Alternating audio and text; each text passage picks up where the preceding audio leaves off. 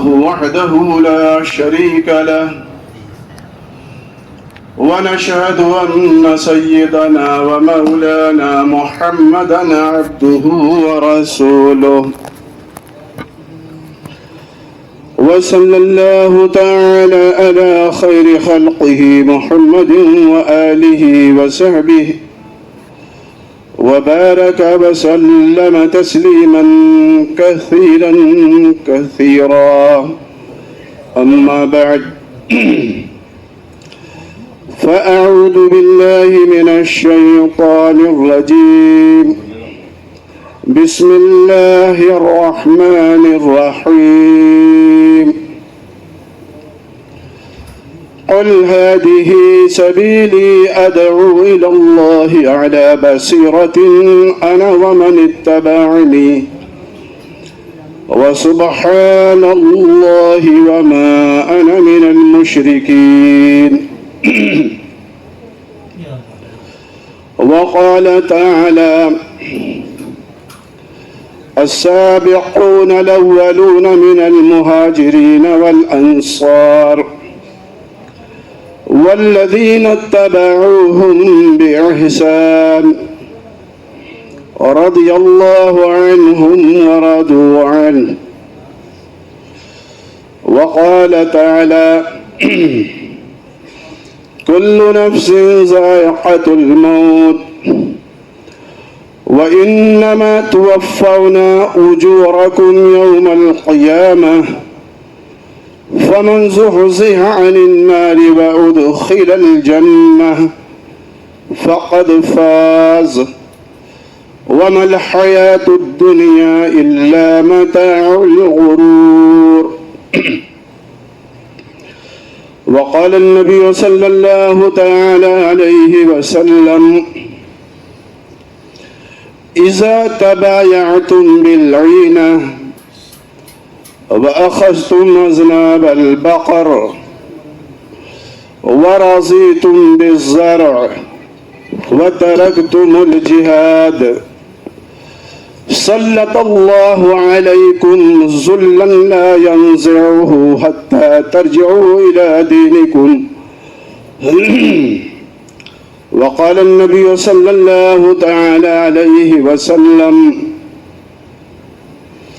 تركت فيكم أمرين لن تضلوا ما تمسكتم بهما كتاب الله وسنة نبيه. وقال عليه الصلاة والسلام: لا يؤمن أحدكم حتى يكون هواه تبعا لما جئت به أو كما قال رسول الله صلی اللہ علیہ وسلم.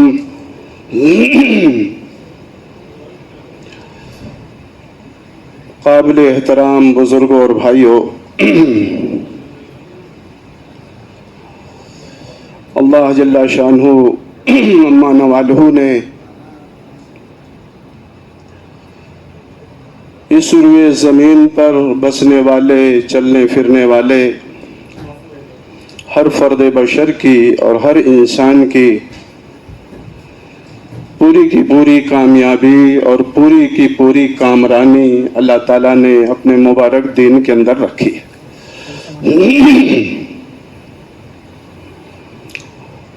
اس وقت جتنے بھی انسان نظر آ رہے ہیں پوری دنیا کے اندر، یہ سارے کے سارے انسان حضرت آدم علیہ السلام کے بیٹے ہیں، بیٹیاں ہیں، اور اماں حوا علیہ السلام کے بیٹے اور بیٹیاں.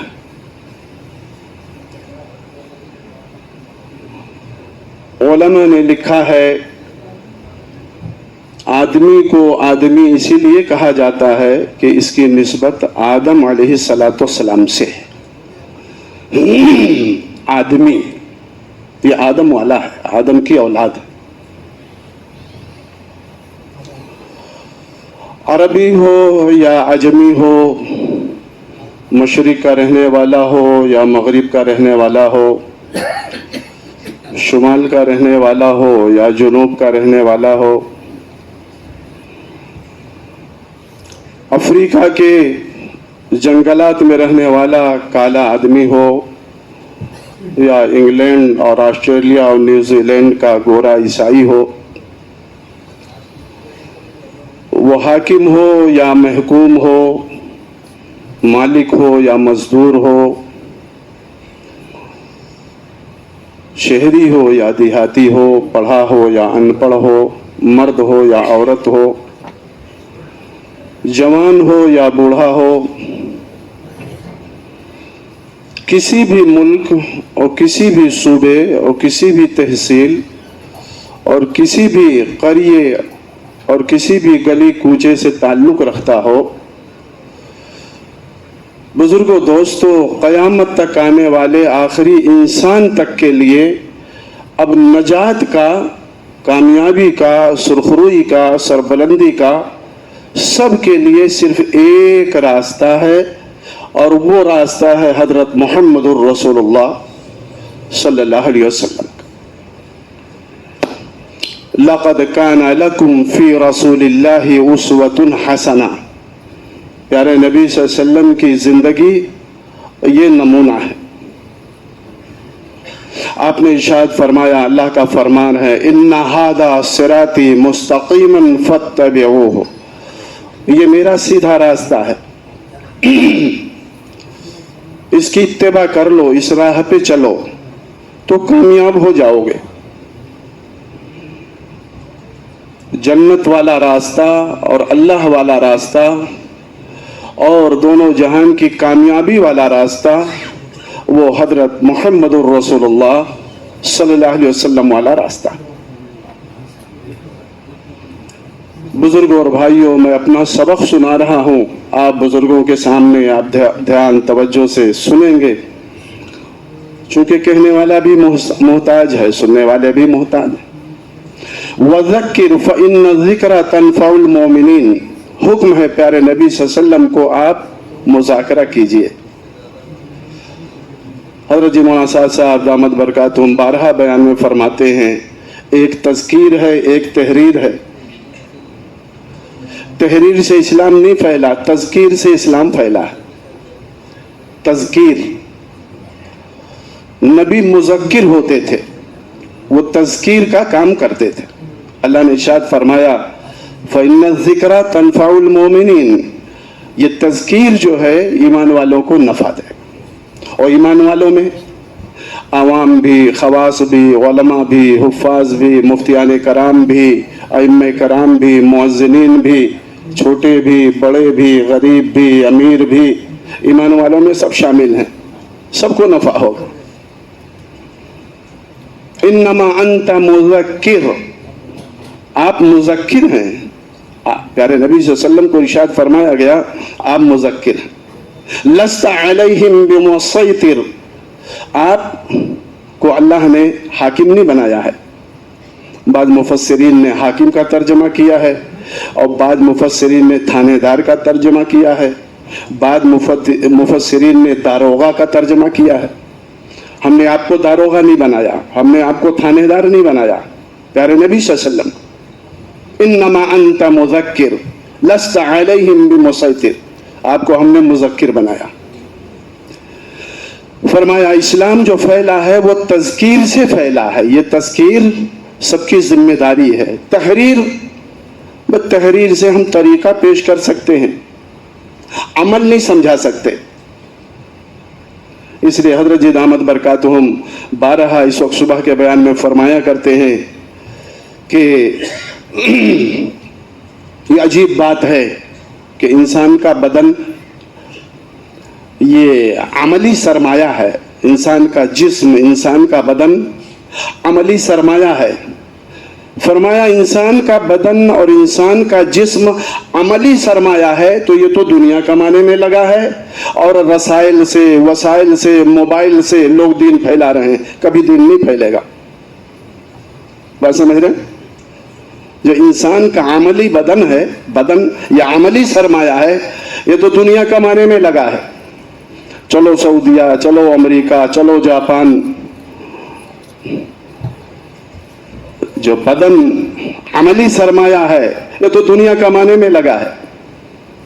इस्लाम मोबाइल से, रसाइल से, अखबारों से, न्यूज़ से, अगर इन आलात से इस्लाम फैलता तो 1 मिनट के अंदर आज पूरी दुनिया में बुजुर्गों दोस्तों बात पहुंच जाती है और इस्लाम फैल जाता। इस्लाम की इशाअत और इस्लाम का तहफ़्फ़ुज़ और इस्लाम का फ़रोग़, बुजुर्गों दोस्तों, वही तरीक़ा इख्तियार करना पड़ेगा जो सहाबा ने इख्तियार किया। एक बात दरमियान में मैं अर्ज़ करता चलूँ, बुजुर्गों दोस्तों, आज की मजलिस में हमको रात को ये फैसला करना पड़ेगा कि हमारी ज़िंदगी का रुख सही है या नहीं है, हम सही फिक्रों पे हैं या नहीं है, हमारी सोच सही है या नहीं है, हमारे जान माल का मसरफ वो सही है या नहीं है। बुजुर्गों और भाइयों, एक बात ज़हन में रखें, सहाबा रिज़वानुल्लाह ताला अलैहिम अजमईन अंबिया अलैहिमुस्सलाम के बाद दुनिया में सबसे कामयाब इंसान और सबसे ज़्यादा समझदार इंसान सहाबा रिज़वानुल्लाह ताला अलैहिम अजमईन का तबका। आज के ज़माने का बड़ा से बड़ा कोई हाकिम हो और आज के ज़माने का बड़ा से बड़ा कोई साइंटिस्ट हो, चाहे वो मिसाइल बनाने वाला हो, एटम बम बनाने वाला हो और रॉकेट बनाने वाला हो, खुदा पाक की कसम सहाबा कराम के पैरों के गर्दों की खाक के बराबर नहीं हो सकता। ये बात हक है और सच है। ये बेचारे क्या होंगे जिनके कपड़ों में पेशाब लगा हुआ है। जमाने का बड़ा से बड़ा वली सहाबा रिज़वानुल्लाह ताला अलैहिम अजमईन के पैरों के गर्दों के धूल के बराबर नहीं हो सकते। जब वली नहीं हो सकता तो ये कहां बराबर हो सकते। इसलिए एक बात मैं अर्ज करता चलूं कि बुजुर्गों दोस्तों, जैसे हम कुरान शरीफ को सारी किताबों के ऊपर रखते हैं, वैसे सहाबा वाली मेहनत को सबसे ऊपर रखना पड़ेगा। कुरान शरीफ को ये अल्लाह की बड़ी किताब है। कुरान शरीफ ये हिदायत की किताब है और दावत हिदायत की मेहनत है। दावत क्या है? हिदायत की मेहनत है और कुरान शरीफ हिदायत की किताब है। बुजुर्गों दोस्तों, अल्लाह ताला ने नाजिल इसलिए फरमाया, इन्ना नहनु नज़्ज़लना ज़िक्रा व इन्ना लहू लहाफ़िज़ून। हज़रत जी मौलाना मोहम्मद यूसुफ साहब रहमतुल्लाह अलैह का मलफूज है, फरमाया करते थे, कुरान से इल्म सीखो, हज़रत नबी पाक सल्लल्लाहु अलैहि वसल्लम की ज़ात अक़दस से अमल सीखो, इल्म व अमल के साथ ज़िंदगी गुजारो, कामयाब हो जाओगे।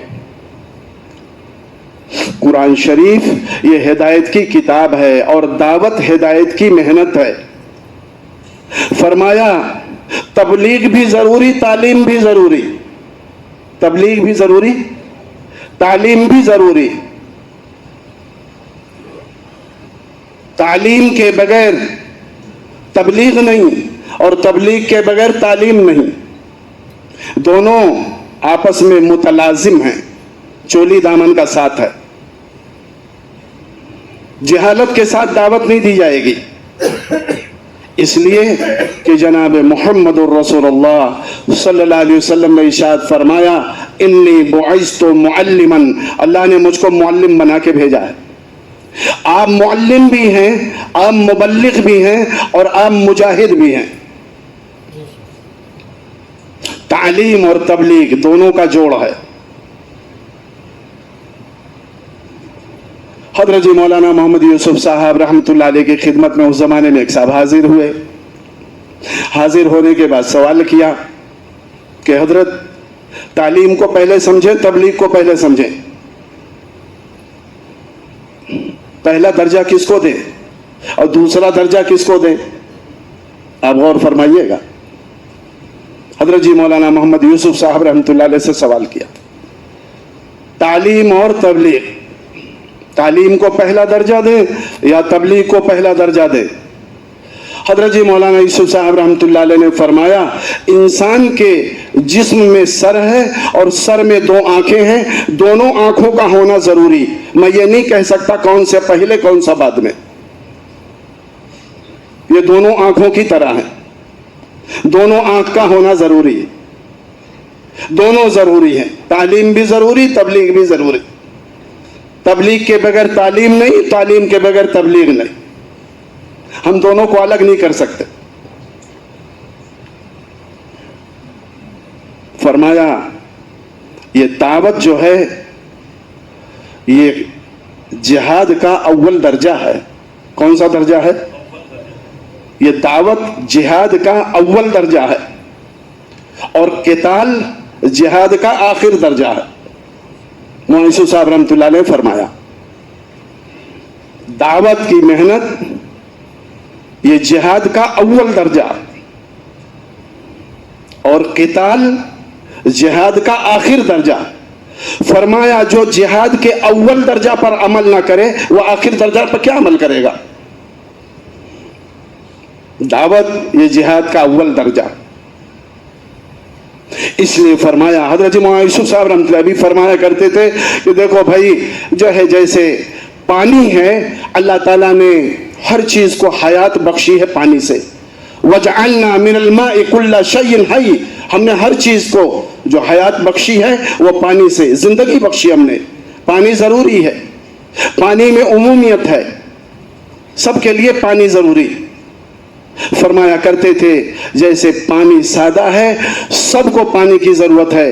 فرمایا پانی کی طرح قرآن و حدیث بھی ہیں، قرآن حدیث بھی پانی کی طرح ہیں. سب کا سیکھنا ضروری اور سب کا پڑھنا ضروری. یہ قرآن کوئی اخبار نہیں ہے الیاذ باللہ، یہ قرآن کوئی پیپر نہیں ہے کہ آج کا پرانا ہو گیا، کل کا پرانا ہو گیا، آج کا نیا لاؤ. نہیں، قرآن شریف کو بار بار پڑھا جائے گا. یہ کتاب سرچشمے ہدایت ہے، یہ کتاب دستور الہی ہے، یہ کتاب ضابطۂ خداوندی ہے. اس کتاب میں سب کے لیے رہبری ہے، حاکم کے لیے بھی رہبری، محکوم کے لیے رہبری، مالدار کے لیے رہبری، غریب کے لیے رہبری، عالم کے لیے رہبری، متعلم کے لیے رہبری، عوام کے لیے رہبری، خواص کے لیے رہبری، شہری کے لیے رہبری، دیہاتی کے لیے رہبری. جو نعمتوں میں کھیل رہا ہو اس کے لیے بھی رہبری اور جو مصیبتوں کو جھیل رہا ہو اس کے لیے بھی رہبری. کوئی انسان یہ نہیں کہتا کہ ایک جب سے میں پیدا ہوا ہوں پانی پیتا ہوں تو اب تو یہ پانی جو ہے یہ پرانا ہو گیا ہے، اب لاؤ کچھ دن ڈیزل اور پیٹرول پی لوں. کہتا کوئی تو پانی ہی پیا جائے گا. پانی سے ہر چیز کو اللہ نے حیات بخشی ہے. فرمایا ایسے یہ ہدایت کی کتاب ہے، اس میں کوئی ترمیم و تحریف نہیں کر سکتا کوئی. اللہ تعالیٰ نے اس کی حفاظت کا وعدہ فرمایا. فرمایا اس لیے تعلیم یہ قرآن ہدایت کی کتاب ہے اور دعوت ہدایت کی محنت ہے. بزرگوں دوستوں دونوں کو ساتھ لے کے چلنا پڑے گا.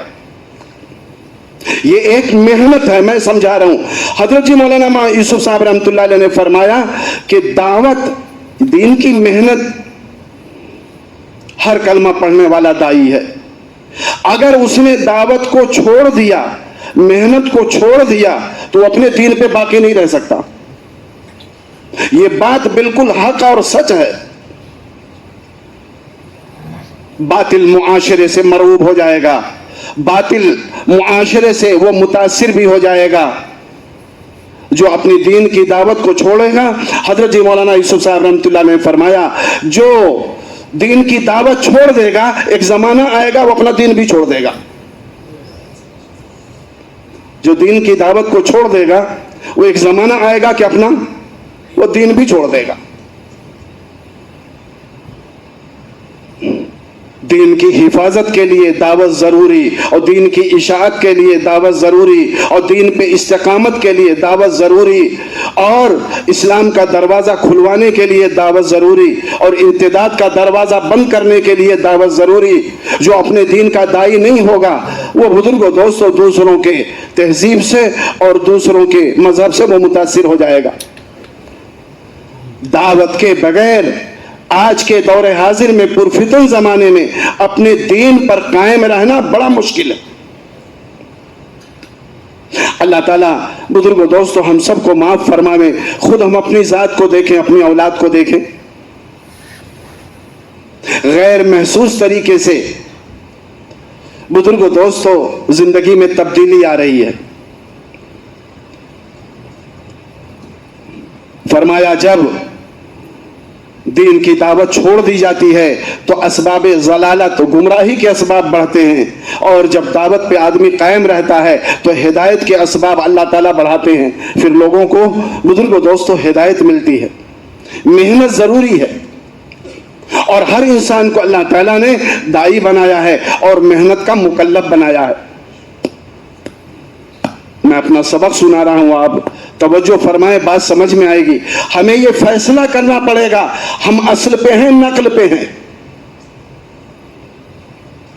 صحابہ ہمارے لیے السابقون الاولون من المہاجرین والانصار والذین اتبعوہم باحسان رضی اللہ عنہم ورضوا عنہ، دین کے بارے میں سبقت کرنے والے چاہے مہاجرین ہو یا انصار مدینہ ہو، والذین اتبعوہم باحسان، اور جو لوگ اخلاص کے ساتھ ان کی اتباع کر لیں گے، جیسے وہ کامیاب ہوئے ویسے یہ بھی کامیاب ہوں گے۔ رضی اللہ عنہم ورضوا عنہ، اللہ ان سے راضی ہوا، بعد والوں سے بھی اللہ راضی ہوگا۔ ہمارے امام اور ہمارے مقتدی، ہمارے پیشوا اور ہمارے استاد حضرت محمد صلی اللہ علیہ وسلم ہے، اور اس کے بعد صحابہ رضوان اللہ تعالی علیہم اجمعین کا مقدس طبقہ ہے۔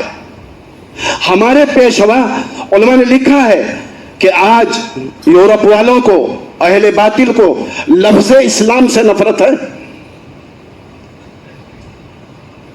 لفظ مسلم سے نفرت ہے۔ آئے دن حضور پاک صلی اللہ علیہ وسلم کی شان میں گستاخیاں کرتے ہیں، اور آئے دن قرآن شریف کی بے حرمتی کرتے ہیں، اور آئے دن وہ اسلام کے خلاف سازشیں کرتے ہیں۔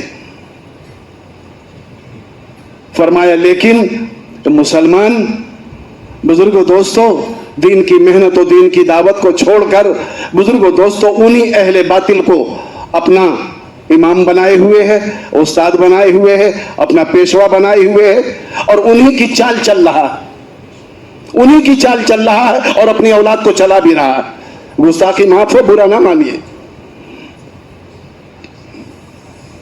کوئی عربی بولے تو اس پہ فخر نہیں ہے، کوئی انگریزی بولے سینہ تان کے چلتا ہے۔ اچھا بیٹا انگریزی بولنے لگا، اس کی معراج ہو گئی۔ کوئی زبان بری نہیں ہوتی ہے، لیکن دل کی کیفیت دیکھی جائے گی، ہم ترجیح کس کو دیتے ہیں، اولیت کس کو دیتے ہیں، مقام کس کو دیتے ہیں۔ اللہ کے نبی صلی اللہ علیہ وسلم نے ارشاد فرمایا میں عربی ہوں، قرآن عربی میں ہے، جنت کی زبان عربی ہوگی۔ عربی کے بارے میں تاثر نہیں، اگر انگریزی بولنے لگا آدمی اوہو تو اس کی معراج ہو گئی۔ اپنے دل کو ٹٹولنا پڑے گا اور دیکھنا پڑے گا۔ میں عرض کر رہا تھا ہم اصل پہ ہیں یا نقل پہ ہیں۔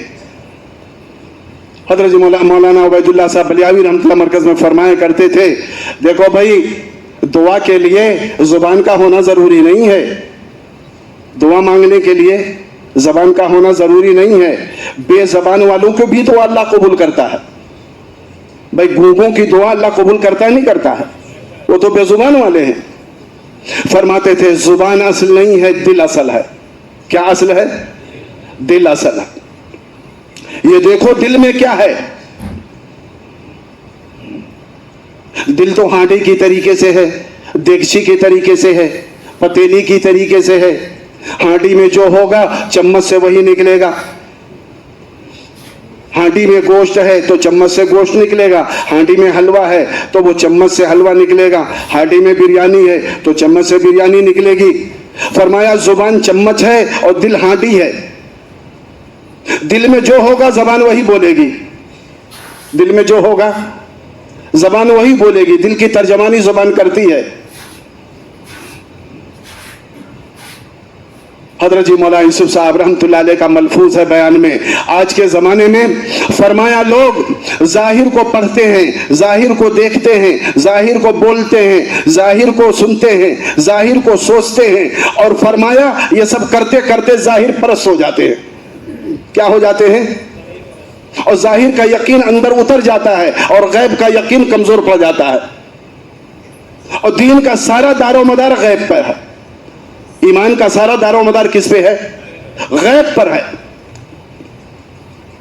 یعلمون ظاہرا من الحیات الدنیا وہم عن الآخرۃ ہم غافلون، یہ لوگ دنیا کی ظاہری زیب و زینت کو جانتے ہیں، آخرت سے غافل ہیں۔ کفار و مشرکین کے بارے میں اللہ نے ارشاد فرمایا یہ زبان اصل نہیں ہے، دل اصل ہے، اور فرمایا جان اصل ہے، مال اصل نہیں ہے۔ کیا اصل ہے؟ جان اصل ہے، مال اصل نہیں ہے۔ آدمی مال دے کے جان بچا لیتا ہے۔ صحابہ رضوان اللہ تعالی علیہ مجمعین نے بزرگ و دوستو جان بھی پیش کیا، مال بھی پیش کیا، وہ جان بچاتے نہیں تھے، نہ ان کے نوجوان، نہ ان کے بوڑھے، نہ ان کے معذور، نہ ان کے بچے، نہ ان کی خواتین بچاتی نہیں تھی، بلکہ آگے اپنی جان کو پیش کرتے تھے، ہم کو قبول کر لیا جائے۔ حضرت مولانا یوسف صاحب رحمۃ اللہ علیہ کے بیان میں یہ بات ہے کہ بعض دفعہ لوگ اس کام میں بزرگ و دوستو جان دے کر، وہ مال دے کر جان بچا لیتے ہیں، مال دے کر میری طرف سے ان کو لے جاؤ چلے میں 4 مہینے میں، پیسہ مجھ سے لے لو، یہ مرکز کا کام ہو رہا، چلو میری طرف سے اتنا، لیکن میری تشکیل مت کرو۔ ارے بہت سارے لوگ ہیں، میرا مال لے لو، میری جان چھوڑ دو۔ فرمایا اگر جان کو اصل، ہم مال کو اصل سمجھیں گے تو پھر ہم تشکیل نہیں کر سکتے، تشکیل ہماری کمزور پڑ جائے گی۔ حضرت مولانا حکیم الامت اشرف علی تھانوی رحمۃ اللہ علیہ تھانہ بھون کے اندر ہاؤس کی تعمیر ہو رہی تھی، ہاؤس بن رہا تھا، ایک بڑے پیسے والے آئے، مالدار اچھے آدمی، انہوں نے کہا حضرت میرا اتنا قبول کر لیجئے۔ تھانوی رحمۃ اللہ علیہ نے فرمایا اللہ آپ کو جزائے خیر دے، ہاؤس کی تعمیر میں جتنی ضرورت ہے اللہ نے انتظام فرما دیا ہے، آپ رکھ لیجئے، اس کو ضرورت نہیں رکھ لیجئے اور کہیں خرچ کر دیا۔ نہیں حضرت قبول کر لیجئے، حضرت قبول فرما لیجئے۔ بہت مصر ہوئے، بڑا ضد کیا تو تھانوی رحمۃ اللہ علیہ نے قبول فرما لیا، خرچ نہیں کیا، اس کو لے جا کر ایک جگہ رکھ دیا۔ کام شروع ہوا تو معمار جو تھے، راجگیر جو مستری آئے اور کام شروع ہوا، گارا وغیرہ بنا اور کام شروع ہوا، تو وہ مالدار تھے، وہ آئے کہنے لگے کام شروع ہو گیا؟ کہ ہاں شروع ہو گیا۔ کیسے بنا رہے ہو؟ ایسے بنا رہے ہیں۔ کہنے ایسے نہیں، ایسے بناؤ۔ تو وہ مستری کہنے لگے حضرت نے فرمایا ہے ایسے بناؤ، تو کہنے لگے نہیں میں کہتا ہوں ایسے بناؤ۔ تو کہنے لگے کام کرنے والے کہ حضرت کی بات مانے کہ آپ کی بات مانے؟ اب وہ بزد ہو گئے، ایسے نہیں ایسے بناؤ ہاؤس کو، ایسے نہیں ایسے بناؤ۔ یہ بات پہنچی مولانا تھانوی رحمۃ اللہ علیہ کی خدمت میں۔ مولانا تھانوی رحمۃ اللہ علیہ چل کے آئے ہاؤس کے پاس، تو دیکھا مستری کہنے لگے کہ حضرت یہ تشریف لائے ہیں، یہ کہہ رہے ہیں ایسے نہیں ایسے بناؤ، آپ نے فرمایا ایسے بناؤ۔ تو مولانا تھانوی رحمۃ اللہ تشریف لے گئے، جو ان کی رقم تھی اٹھا کر لائے، ان کو دے دیا کہ اللہ آپ کو جزائے خیر دے، آپ تشریف لے جائیے۔ فرمایا جان نہیں لگاتا آدمی، مال دیکھے تو کام میں دخل دیتا ہے، کیا کرتا ہے؟ اور اپنے مال کی وجہ سے مخلصین پر محسنین غالب آ جاتے ہیں، مخلصین پر محسنین غالب آ جاتے ہیں، اور کام کا نہج وہاں سے بدل جاتا ہے۔ ہمارے بڑوں نے اس کی احتیاط فرمائی لے کے آپ جائیے، وہ دینے کی وجہ سے آپ ایسے نہیں ایسے کرو، آپ کو اس میں دخل دینے کی کیا ضرورت تھی؟ یہ کام یکسوئی چاہتا ہے، کیا چاہتا ہے؟ یکسوئی چاہتا ہے۔ ایک واقعہ اور سنا دوں، پھر بعد میں آگے عرض کرتا ہوں۔ बड़े हजरत जी मौलाना इलियास साहब रहमतुल्लाह अलैह के ज़माने में दिल्ली के अंदर एक बड़े ताजिर थे, बड़ा बिजनेस था, बड़ा कारोबार था उनको। उन्होंने अपनी दुकान पर एक मुंशी साहब को रख रखा था। वो भी निजामुद्दीन आते थे, ये बड़े ताजिर भी आते थे, हजरत की खिदमत में काम से लगे हुए थे। तो जो मुंशी थे ये बड़े ताजिर की दुकान पर, तो रफ्ता रफ्ता रहते रहते रहते रहते इनका बेटा जवान हुआ, तो इन्होंने अलग से दुकान खोलवा दी अपने बेटे की। मार्केट के अंदर एक दुकान खुलवा दी, उस पे बेटा बैठता था और ये उस बड़े ताजिर की दुकान पे बैठते थे। तो बड़े ताजिर ने देखा कुछ दिनों, तो उसकी बात समझ में आई, तो उसने मुंशी जी की छुट्टी कर दी कि अच्छा ऐसा कीजिए, आप अपने बेटे वाली दुकान को देखिए, अब हमारे यहाँ से आपको छुट्टी। तो हजरत जी मौलाना इलियास साहब रहमतुल्लाह अलैह की खिदमत में दोनों लोग आते थे बंगले वाली मस्जिद में। वो आए, कहने लगे हजरत ये इन्होंने मुझे अपनी दुकान से निकाल दिया है, वो छुट्टी कर दी है, मैं तो बहुत पाबंदी से जो है वो ड्यूटी देता था। तो आदमी ने फरमाया भाई क्या बात है, मुंशी जी को क्यों निकाल दिया आपने, वो आपकी दुकान पे रहते थे। तो बड़े ताजिर कहने लगे हजरत बात यह है कि अब तक तो बहुत एक सुई के साथ हमारी दुकान पे काम करते थे, इन्होंने अलग एक दुकान बेटे की करवा दी है, तो बैठते मेरी दुकान पे है, फिक्र अपनी दुकान की रहती है।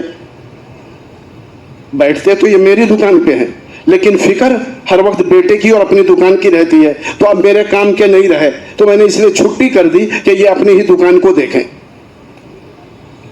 इसमें फरमाया कि हजरत मौलाना इलियास साहब रहमतुल्लाह फरमाया सही किया फिर आपने, फरमाया इस काम में इखलास भी चाहिए, इस्तिखलास भी चाहिए, ये इस्तिखलास है। अल्लाह ताला हम सबको माफ फरमाए। हमारा क्या है, चलो हम जमाती भी हैं और उस पार्टी के भी हैं, उस तहरीक के भी हैं, इस तंजीम के भी हैं, 2 दिन वहां चलो 3 दिन वहां चलो, जरा वहां भी शरीक हो जाओ, उनकी भी सुन लो। मेरे भाइयों बुजुर्गों दोस्तों, फरमाया जब तक आदमी काम में यकसू नहीं होगा, काम की हकीकत उस पर नहीं खुल सकती। जब तक काम में वो यकसू नहीं होगा, काम की हकीकत उस पर नहीं खुल सकती। ये तंजीम नहीं है बुजुर्गों दोस्तों, ये एक मेहनत है। जब चारों तरफ से आदमी अपने को यकसू कर लेता है और अपने जो है बुजुर्गों के हवाले कर देता है, तो बुजुर्गों दोस्तों फिर अल्लाह ताला काम के एतबार से उस पर हिकमत भी खोलते हैं और उस पर बसीरत भी खोलते हैं। अल्लाह ताला हम सबको इसके लिए कबूल फरमावे। तो मैं अर्ज कर रहा था कि ये फरमाया मौलाना अब्दुल्ला साहब रहमतुल्लाह अलैह ने, माल असल नहीं है, जान असल है। जान पहले ली जाएगी। वक्त कितना आप देते हैं, माल देने वाले तो बहुत हैं। और फरमाया बुजुर्गों दोस्तों कलम असल नहीं है, कदम असल है। ये सिर्फ और सिर्फ कलम का काम नहीं है, ये कदम का काम है। सारे अंबिया अलैहिस्सलाम अपने कदमों से चल के गए। दुनिया में अनपढ़ों की तादाद ज्यादा है, पढ़े लिखों की तादाद कम है।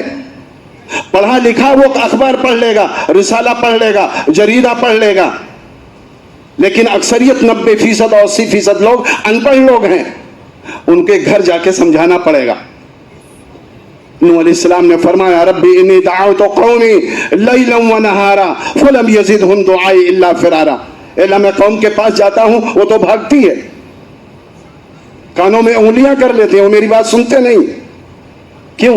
नबी जा रहा चल के।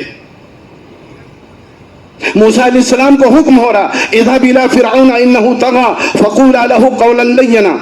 फिरौन के पास जाओ, सरकश तो हो गया है, लेकिन उससे नरम बात करना। कैसी बात करना? नरम बात करना। बुजुर्गों दोस्तों नरमी जो है, ये नरमी में इस्लाह ज्यादा होती है। हमारे एक बड़े आलिम ने लिखा है, चंद बातें मिसाल के तौर पे लिखी हैं। फरमाया देखो फूल नरम होता है तो फूल से सबको मोहब्बत होती है, कांटा सख्त होता है, कांटे से सबको नफरत होती है, कांटा चुभ जाता है। मौलाना यूसुफ साहब रहमतुल्लाह अलैह का मलफूज है, मुसलमान फूल बन के जिंदगी गुजारे, कांटा बन के जिंदगी न गुजारे। फरमाया लोहार जब लोहे को कुछ बनाना चाहता है, औजार या खेती का कोई औजार, फरमाया उसे आग में डालता है और आग में डालने के बाद उसे नरम करता है और नरम करने के बाद फिर हथौड़ा चलाता है। جلدی جلدی ہتھوڑا چلا کے چھوٹا بڑا جو اوزار بنا ہوتا بنا لیتا، اور اگر ٹھنڈا ہو گیا، لوہا سخت ہو گیا، پھر آگ میں ڈالو، نرم کرو، نرمی میں اصلاح ہوگی۔ وَأَنزَلْنَا الْحَدِيدَ فِيهِ بَأْسٌ شَدِيدٌ وَمَنَافِعُ لِلنَّاسِ، ہم نے لوہے کو اتارا، ہیبت رکھی ہے، لوگوں کے لیے نفع رکھا ہے۔ لوہار اس کو خوب جانتا ہے۔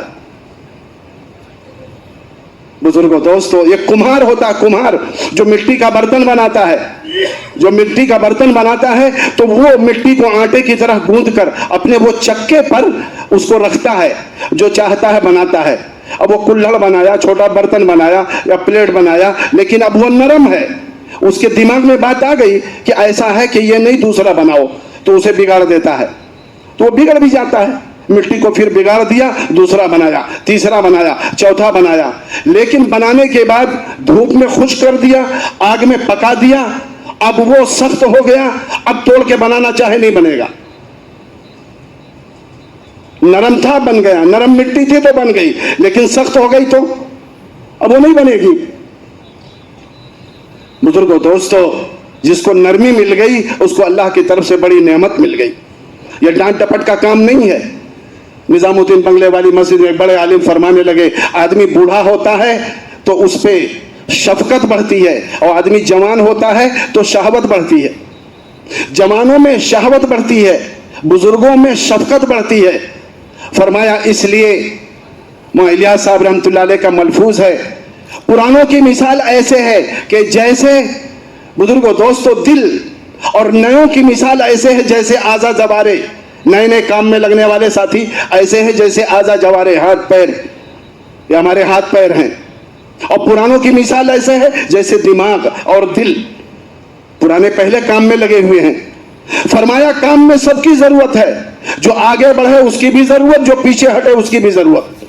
جو آگے بڑھے اس کے ساتھ ہو جاؤ، جو پیچھے ہٹے اس کو پیچھے سے اس کام میں لگاؤ۔ سب ہمارے ہاتھ پیر ہیں، سب ہمارے ہاتھ پیر ہیں، کسی کو نظر انداز نہیں کرنا ہے، سب کو لے کے چلنا ہے۔ بزرگوں دوستو، یہ فرمایا کہ ایک بات اور فرمائی، فرمایا دیکھو بزرگوں میں، ذمہ داروں میں، پرانے لوگوں میں، بزرگوں دوستو کیا ہوتا ہے کہ ان کے اندر جو ہے ہوش ہوتا، ہوش، اور نوجوانوں میں جوش ہوتا ہے۔ علماء نے لکھا ہے جوش بھی ضروری، ہوش بھی ضروری۔ نوجوانوں کو چاہیے اپنے بزرگوں سے مشورہ لے کے کام کریں۔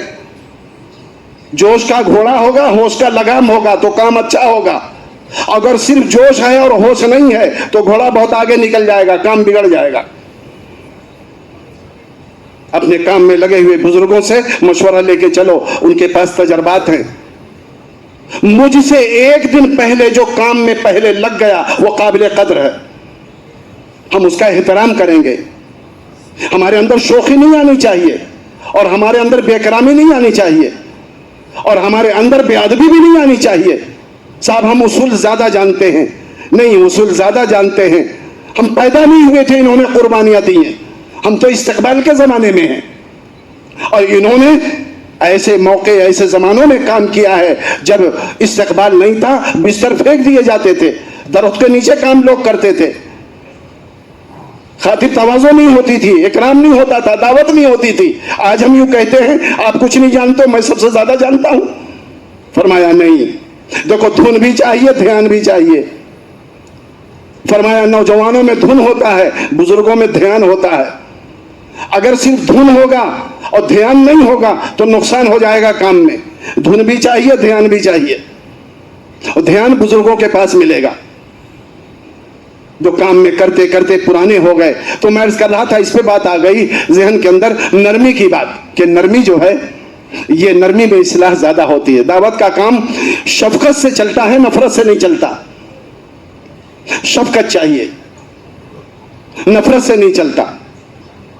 حضرت جی مولانا الیاس صاحب رحمۃ اللہ علیہ کا ملفوظ ہے، گنہگار سے گنہگار مسلمان کو عظمت اور محبت کی نگاہ سے دیکھنے کی مشق کیا کرو۔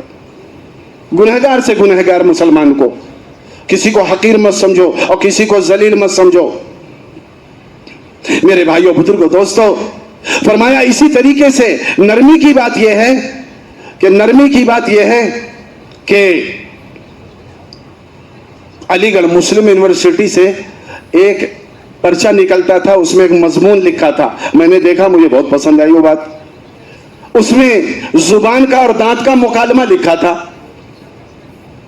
زبان اپنی دلیل دے رہی تھی، دانت اپنی دلیل دے رہا تھا. مختصر یہ کہ زبان نے دانت سے کہا اے دانت تم بہت سخت ہو. زبان نے کہا میں بہت نرم ہوں. زبان نے کہا تم 32 ہو اور میں 1 ہوں، اور میں تم سے بچ بچ کر اندر مڑ مڑ کر رہتی ہوں. میں تو ہمیشہ ڈرتی ہوں. تم 32 ہو، تعداد میں زیادہ ہو، تم اکثریت میں ہو، ہم اقلیت میں ہیں، ہم تنہا ہیں، اور میں تمہارے نیچے پڑنا نہیں چاہتی ورنہ تم زخمی کر دو گے.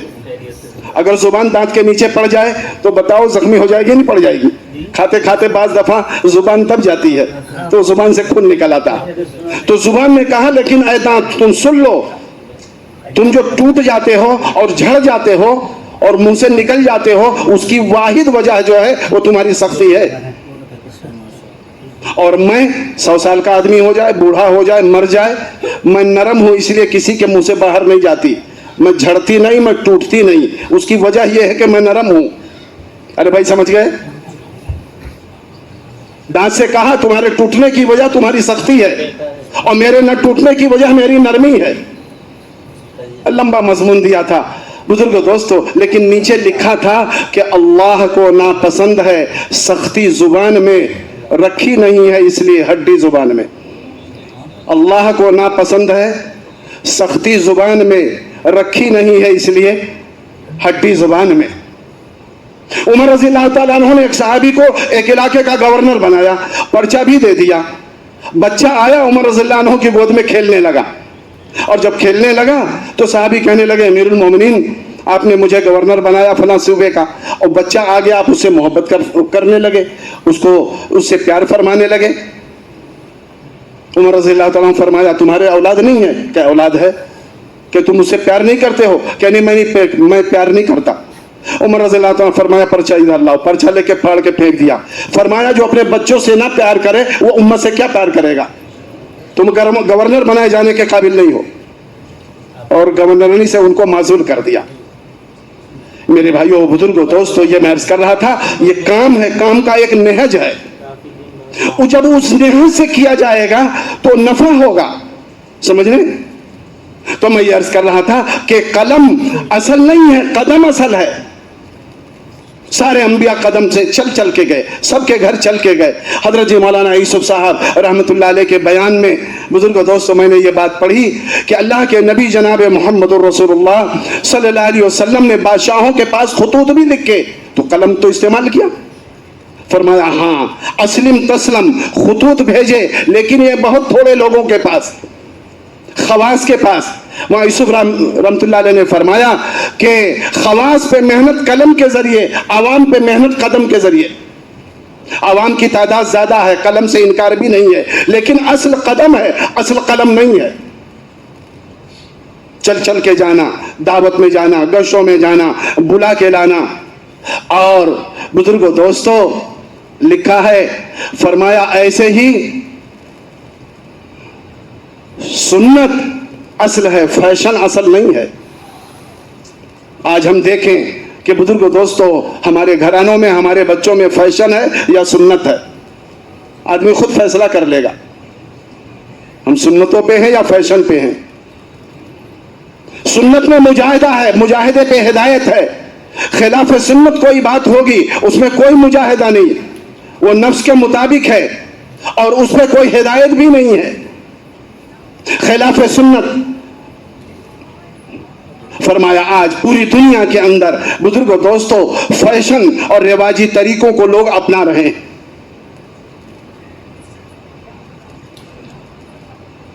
یوسف صاحب رحمۃ اللہ علیہ کے ملفوظ میں ہے کہ غیروں کی شکل بنا کر، غیروں کا لباس پہن کر، غیروں کی فکر اختیار کر کے اور غیروں جیسا نظریہ قائم کر کے اور غیروں کی طرح دنیا کو مقصد بنا کر اور آخرت کو چھوڑ کر اور غیروں کی طرح بزرگوں دوستو جو ہے صرف اور صرف کمانا زندگی کا مقصد سمجھ کر، فرمایا غیروں کی شکل و شباہت اور صورت اختیار کر کے غیروں کے لیے کوئی بد دعا کرے گا، اللہ اس کی بد دعا کو قبول نہیں کریں گے.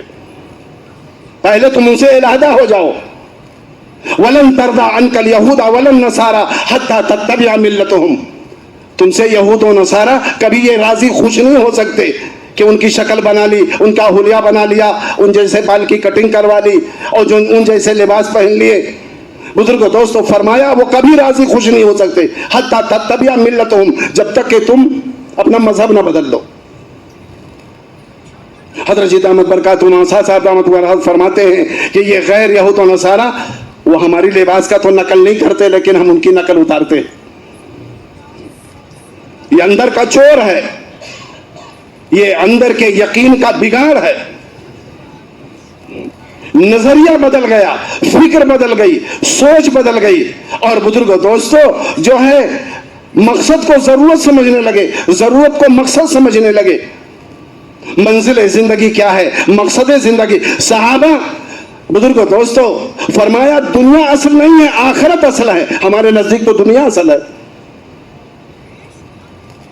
صحابہ دنیا پر آخرت کو ترجیح دیتے تھے، ہم آخرت پر دنیا کو ترجیح دیتے ہیں. یوسف صاحب رحمۃ اللہ علیہ کا ملفوظ ہے، جس محنت کے ذریعے لوگ اپنے مسائل کے حل کا یقین کریں گے اس محنت میں زیادہ لگائیں گے. آج ہم دیکھ لیں، ہم اور آپ آج کا مسلمان زیادہ وقت کہاں لگا رہا ہے؟ جہاں جیسا یقین ہے وہاں لگا رہا ہے. کسی کا یقین کھیتی سے ہے، کھیتی پہ لگا رہا ہے. کسی کا یقین ملازمت سے ہے، ملازمت پہ لگا رہا ہے. کسی کا یقین تجارت پہ ہے، تجارت پہ لگا رہا ہے. اور دین پہ کہ گن گن کے مہینے میں 3 دن، سال کا چلہ، زندگی میں ایک دفعہ 4 مہینے. دین کے لیے گن کے وقت اور دنیا کے لیے انگنت. کیوں؟ یقین وہاں سے جڑا ہوا ہے. جس محنت کے ذریعے اپنی زندگی کے بننے کا یقین ہوگا اس محنت میں اپنے کو زیادہ لگائے گا، اور جہاں سے بزرگوں دوستو کم یقین ہوگا اس میں گن گن کر وقت دے گا. اللہ تعالی ہم سب کو معاف فرمائے. یہ حقیقت ہے.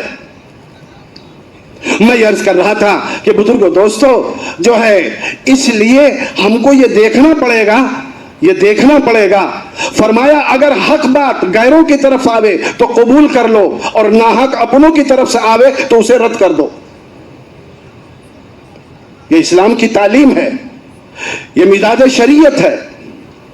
ایک مزاج شریعت ہے، ایک تقویٰ ہے، ایک فتویٰ ہے. ایک تقویٰ ہے، ایک فتویٰ ہے. فتویٰ اسلام کا بارڈر ہے اور تقویٰ اسلام کا بیچ ہے. حکم ہے اپنے جانور کو کھیت کے بیچ میں رکھو، ورنہ میڑ پر جائے گا، کنارے جائے گا تو دوسروں کے کھیت میں وہ منہ مارے گا.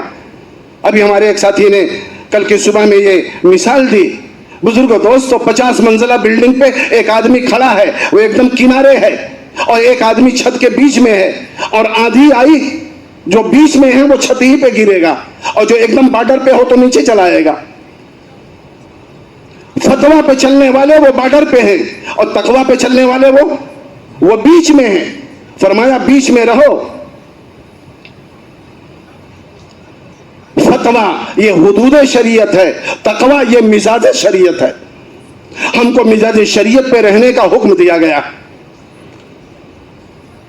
میرے بھائیوں بزرگوں دوستو حضرت مولانا یوسف صاحب رحمۃ اللہ علیہ نے ایک بات اور لکھی. فرمایا بعض دفعہ لوگوں کا امتحان ہوتا ہے اطاعت میں، اطاعت میں امتحان ہوتا ہے، تو وہ اطاعت کے امتحان میں ناکام ہو جاتے ہیں اور وہ فیل ہو جاتے ہیں.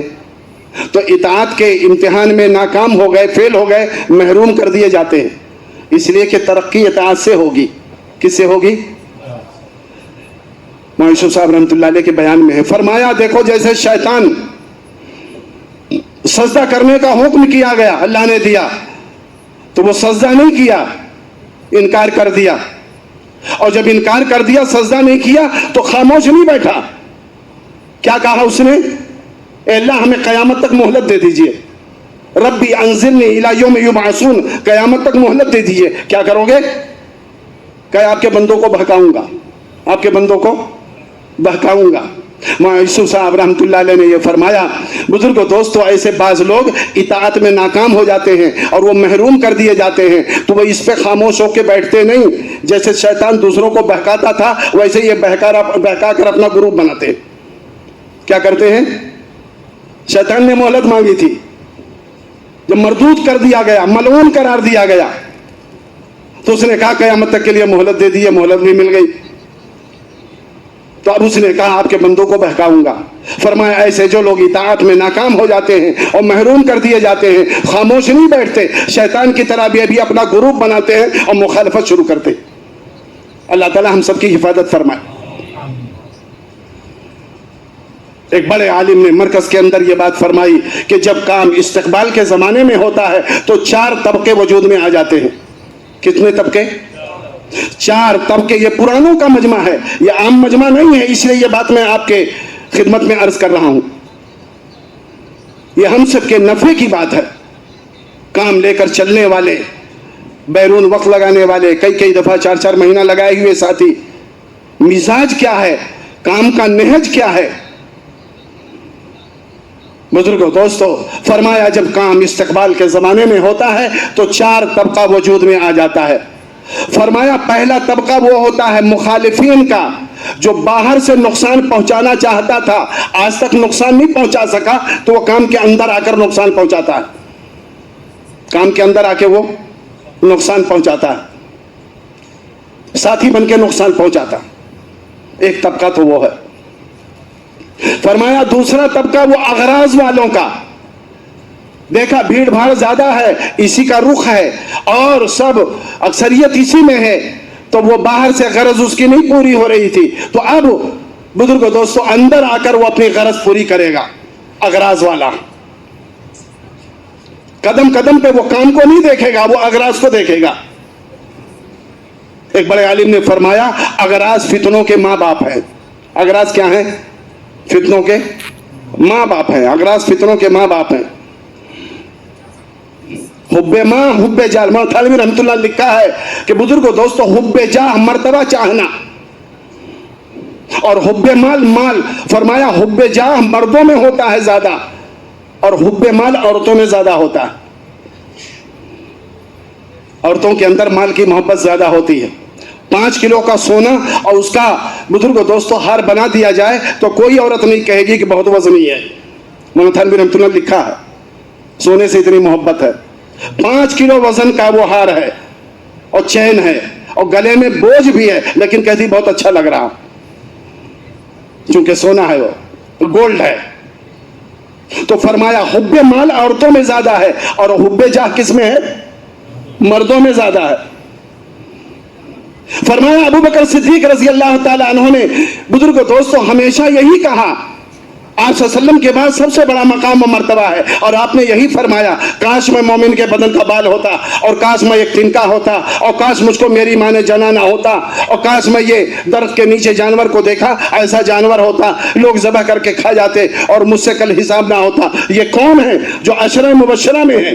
یہ کون ہے جو جنت کے 8 دروازوں سے جن کا استقبال ہوگا؟ یہ کون ہے جو خلیفہ اول ہیں؟ بزرگوں دوستو یہ فرماتے کاش میں مومن کے بدن کا بال ہوتا, مجھ کو میری ماں نے جنانا ہوتا, کاش میں گھاس ہوتا اور کاش میں تنکا ہوتا. ایک بزرگ فرمانے لگے کبھی ابو بکر رضی اللہ تعالیٰ یہ نہیں کہا کاش میں امیر ہوتا اور کاش میں شورا میں ہوتا. اللہ تعالیٰ ہم سب کی حفاظت فرمائے. بڑے عالم نے لکھا دنیا میں جتنی لڑائی ہے وہ صرف بڑائی کی لڑائی ہے. کس کی لڑائی ہے؟ بڑائی کی لڑائی ہے. کوئی نہ کوئی غرض پیچھے چھپی ہوئی ہے. بڑائی کی لڑائی. خدا ہم کو ایسی بڑائی نہ دے کہ اپنے سوا کچھ دکھائی نہ دے. سمجھ رہے؟ پسے پردہ کہیں نہ کہیں کوئی بات ہے. انتشار اسی لیے, جھگڑا اسی لیے ہے. فرمایا دوسرا طبقہ جو ہے وہ یہ اغراض والا ہے, آ کر اندر وہ اپنی غرض پوری کرے گا. اور فرمایا تیسرا طبقہ استقبال کے زمانے میں جو وجود میں آ جاتا ہے وہ بھولے بھالے عوام کا ہے. فرمایا یہ بھولے بھالے لوگ ہیں, زیادہ شعور نہیں ہیں, یہ بھیڑ دیکھ کے آ جاتے ہیں, جو بلا سوچے سمجھے آ گئے تو کبھی بلا سوچے سمجھے یہ نکل بھی جاتے ہیں. یہ بھولے بھالے عوام کا ہے. اور فرمایا چوتھا طبقہ جو ہے وہ مخلصین کا ہے. چوتھا طبقہ کس کا ہے؟ فرمایا مخلص ہی قربانی بڑھائے گا, اور مخلص سے اس کام میں قربانی بڑھانے کو کہا جائے گا. جیسے ہم نے سنا بھی ساتھیوں سے, ترتیب کا چبوترا مت بناؤ, قربانی کی سیڑھی بناؤ. آج ایک پر کل دوسرے پائیدان پر، کل تیسرے پر، ایسے آگے ہماری قربانی بڑھنی چاہیے. اور قربانی کون بڑھائے گا؟ کہ مخلص بڑھائے گا. یہ تینوں طبقے قربانی میں پیچھے ہٹ جائیں گے. وہ طبقہ جو مخالفوں کا تھا تو وہ بزرگ و دوستوں زیادہ دن نہیں چلے گا، سال 2 سال 4 سال کے بعد وہ بھی کنارے لگ جائے گا. اور اغراض والا وہ بھی اخلاص، وہ جو ہے قربانی نہیں بڑھائے گا. وہ قربانی کیا سمجھے؟ وہ تو اپنی غرض کی وجہ سے آیا تھا. جب تک غرض پوری ہو رہی ہے، اور جب جس دن قربانی کی بات آ جائے گی کہہ جائے گا آپ لوگ دیکھ لیجئے، یہ تو آپ ہی لوگ سنبھال لیجئے. اور بزرگوں دوستوں، تیسرا طبقہ بھولے بھالے عوام کا ہے. یہ بیچارے آتے ہیں نکلتے ہیں، آتے ہیں جاتے ہیں. لیکن چوتھا طبقہ وہ مخلصین کا ہے، اور مخلصین یہی قربانی بڑھائے گا. آج نظام الدین بنگلے والی مسجد سے یہ بات کہی جا رہی ہے کہ ہر کام میں لگا ہوا ساتھی 6 مہینے کی ترتیب بنائے. کتنے کی بنائے؟ 4 مہینے خروج کے اور 2 مہینے نظام الدین کے. بتاؤ بھائی، یہ مجمع تیار ہے اس کے لیے؟ تو قربانی تو دینی پڑے گی. بزرگوں دوستو، یہ قربانی جو ہے یہ آگے لے جائے گی. اللہ اکبر. آپ غور فرمائیں، صحابہ رضوان اللہ تعالی علیہم اجمعین کے ہاں کوئی کپڑے کا مسئلہ نہیں تھا، اور کوئی مکان کا مسئلہ نہیں تھا، اور کوئی کھانے کا مسئلہ نہیں تھا. صحابہ رضوان اللہ تعالی علیہم وہ ہمارے لیے نمونہ، وہ ایمان میں بھی نمونہ ہیں، وہ عمل میں بھی نمونہ ہیں، وہ یقین میں بھی نمونہ ہے، وہ علم میں بھی نمونہ ہے، وہ ذکر میں بھی نمونہ ہے، وہ ایثار میں بھی نمونہ ہے، وہ اکرام میں بھی نمونہ ہے، وہ صبر شکر میں بھی نمونہ ہے، تقوی توکل میں بھی نمونہ ہے، خدمت خلق میں بھی نمونہ ہے، راہ خدا میں نکلنے میں جان دینے میں بھی نمونہ ہے. بتاؤ بھائی نمونہ ہے یا نہیں نمونہ ہے؟ اصحابی کالنجوم بأیہم اقتدیتم اہتدیتم، میرے صحابہ مانند ستاروں کے ہیں، جن کی بھی تم پیروی کر لو گے کامیاب ہو جاؤ گے. ہمارے لیے نمونہ صحابہ ہیں، اور حضرت محمد الرسول اللہ صلی اللہ علیہ وسلم کی ذات گرامی ہے. اس لیے قربانی تو بڑھانی پڑے گی. یہ فتنے کا زمانہ ہے، فساد کا زمانہ ہے. کن کن راستوں سے باطل آ رہا ہے اور ایمان والوں کو محنت سے ہٹانا چاہتا ہے. علماء عوام سے دور ہو جائیں، عوام علماء سے دور ہو جائیں، سازش چل رہی ہے. میں تو عرض کیا کرتا ہوں، دارالعلوم دیوبند اس کے جو ہے قائم ہونے کی وجہ جو ہے، یا مظاہر العلوم سہارنپور حضرت شیخ زکریہ رحمۃ اللہ علیہ، یا آپ دارالعلوم ندوۃ العلماء عالمیہ صاحب رحمۃ اللہ علیہ جو قائم کیا، یا اسی طریقے سے دیگر مدارس، چاہے امدادیہ ہو، شاہی ہو مراد آباد کے، یا اور جتنے مدارس ہیں، مدارس کے پلیٹ فارم سے، جمعیت علماء کے پلیٹ فارم سے، خانقاہوں کے پلیٹ فارم سے، اس کے علاوہ اور کوئی مقصد نہیں ہے کہ دنیا سے گمراہی ختم ہو جاوے اور لوگ جہنم سے ہٹ کر جنت میں جانے والے بن جاویں، اور لوگ راہ راست پہ آ جاویں، اور سب کو ہدایت مل جاوے، اور سب لوگ اچھی زندگی گزارنے والے بن جاویں، اللہ کے بندے بن کے زندگی گزاریں. اس کے علاوہ ان تمام مدارس اور ان پلیٹ فارم سے کام کرنے کا اس کے علاوہ کوئی دوسرا مقصد نہیں. عالم کی یہی ذمہ داری ہے، حافظ کی یہی ذمہ داری ہے، مفتی کی یہی ذمہ داری ہے، قاری کی یہی ذمہ داری ہے، امام کی یہی ذمہ داری ہے، مدرس کی یہی ذمہ داری ہے. بزرگوں دوستو، ہر ایک کی ذمہ داری یہی ہے. جو ہمارے پاس آئے گا اسے سکھائیں گے، جو نہیں آئے گا فرمایا جا کر سیکھنا تعلیم ہے اور جا کر سکھانا تبلیغ ہے. جا کر سیکھنا تعلیم ہے اور جا کر سکھانا، اور یہ دونوں ہمارے ذمے ہیں. حضرت مولانا صاحب دامت برکاتہم بارہ فرمایا کرتے تھے آپ صلی اللہ علیہ وسلم کے زمانے میں. بزرگوں دوستو، اس زمانے میں تو کوئی کتاب بھی اکٹھا نہیں تھی، قرآن شریف بھی اکٹھا نہیں تھا، یکجا نہیں تھا، وہ آپ کے بعد اکٹھا کیا گیا. جو وہی آپ پہ نازل ہوتی تھی مسجد نبوی میں بتا دیتے تھے، صحابہ اس کو سن کر اپنے گھر جا کر اپنے بچوں سے، بیوی سے بتا دیتے تھے. اور بزرگوں دوستو، اس پہ کیا ہوتا تھا کہ وہ یقین کے ساتھ سنتے تھے، عمل کرتے تھے. یہی تعلیم تھی، بلا کتاب، بلا نصاب، بلا حساب. اس وقت کی تعلیم کا جو طریقہ تھا، بلا کتاب، بلا نصاب، بلا حساب. جیسے آج ماشاءاللہ سارے انتظامات ہیں، इंतज़ाम है 8 साल 7 साल पढ़ लो आलिम हो जाओगे, वहाँ ये निसाब नहीं था। जो जितना जानता था उतने का वो आलिम होता था, कोई निसाब नहीं और कोई किताब भी नहीं। आप जुबान मुबारक से जिस वक्त भी आ रहे हैं बुजुर्गों दोस्तों, आप सहाबा को तालीम दे रहे हैं।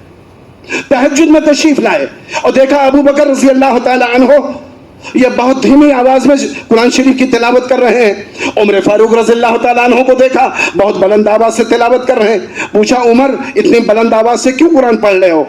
अर्ज किया या रसूल अल्लाह सल्लल्लाहु अलैहि वसल्लम, सोते हुए लोगों को जगा रहा हूं, सोते हुए लोगों को जगा रहा हूं। अब वो रज़ी अल्लाह ताला अन्हु से मालूम फरमाया इतनी पस्त आवाज में क्यों कुरान शरीफ पढ़ रहे हो? इन्होंने फरमाया या रसूल अल्लाह सल्लल्लाहु अलैहि वसल्लम, जिसके लिए पढ़ रहा हूं वो तो सुन ही रहा है। आपने फरमाया उमर तुम आवाज नीची कर दो, अबू बकर तुम आवाज और ऊंची कर दो, दोनों की इस्लाह हो गई। ये कब सबक दिया जा रहा कि तहज्जुद के वक्त। मेरे भाइयों बुजुर्गों दोस्तों, आप गौर फरमाएं। वहां मैं सोच रहा हूं, मैं ये अर्ज करना चाहता हूं, हम असल पे हैं या नकल पे हैं? सुहैब रूमी, सुहैब बिन सनान रज़ी अल्लाह ताला अन्हु ये रूम के हैं। इन्होंने हिजरत का इरादा किया, अल्लाह का हुक्म है हिजरत करो, मदीना जाओ। हिजरत का इरादा किया इन्होंने और उसके बाद निकले जब मक्के से तो लोगों ने इनका ताक़ुब किया, पीछा किया कि इनको न जाने दे। इन्होंने कहा जो एक रिवायत में है, इन्होंने फरमाया जब तक मेरे पास एक तीर भी है तुम हमारे करीब नहीं आ सकते, और जब तीर खत्म हो जाएगी तो मेरे पास तलवार है, उस वक्त भी करीब नहीं आ सकते। फिर उसके बाद जो चाहना तुम्हारे इख्तियार में हो तो जो चाहना वो करना, लेकिन इससे पहले हमारे करीब नहीं आ सकते। एक तो इधर फरमाया, दूसरी तरफ ये फरमाया हाँ अगर तुमको माल चाहिए, दौलत चाहिए, खजाना चाहिए तो तुम मुझे छोड़ दो और मुझे जाने दो, मैं अपने खजाने का पता बता देता हूं। जाओ हमारे मकान के चौखट के दहलीज पर नीचे मैंने खजाना जो है वो दफन किया है, वो जाके तुम ले लो। वो लौट गए। यूसुफ साहब रहमतुल्लाह फरमाया करते थे, मलफूज है, बातिल की मेहनत मुल्क माल के लिए और मोमिन की मेहनत ईमान अमाल के लिए। बातिल की मेहनत किसके लिए? मुल्क माल के लिए, और मोमिन की सहाबा की मेहनत वो ईमान अमाल के लिए।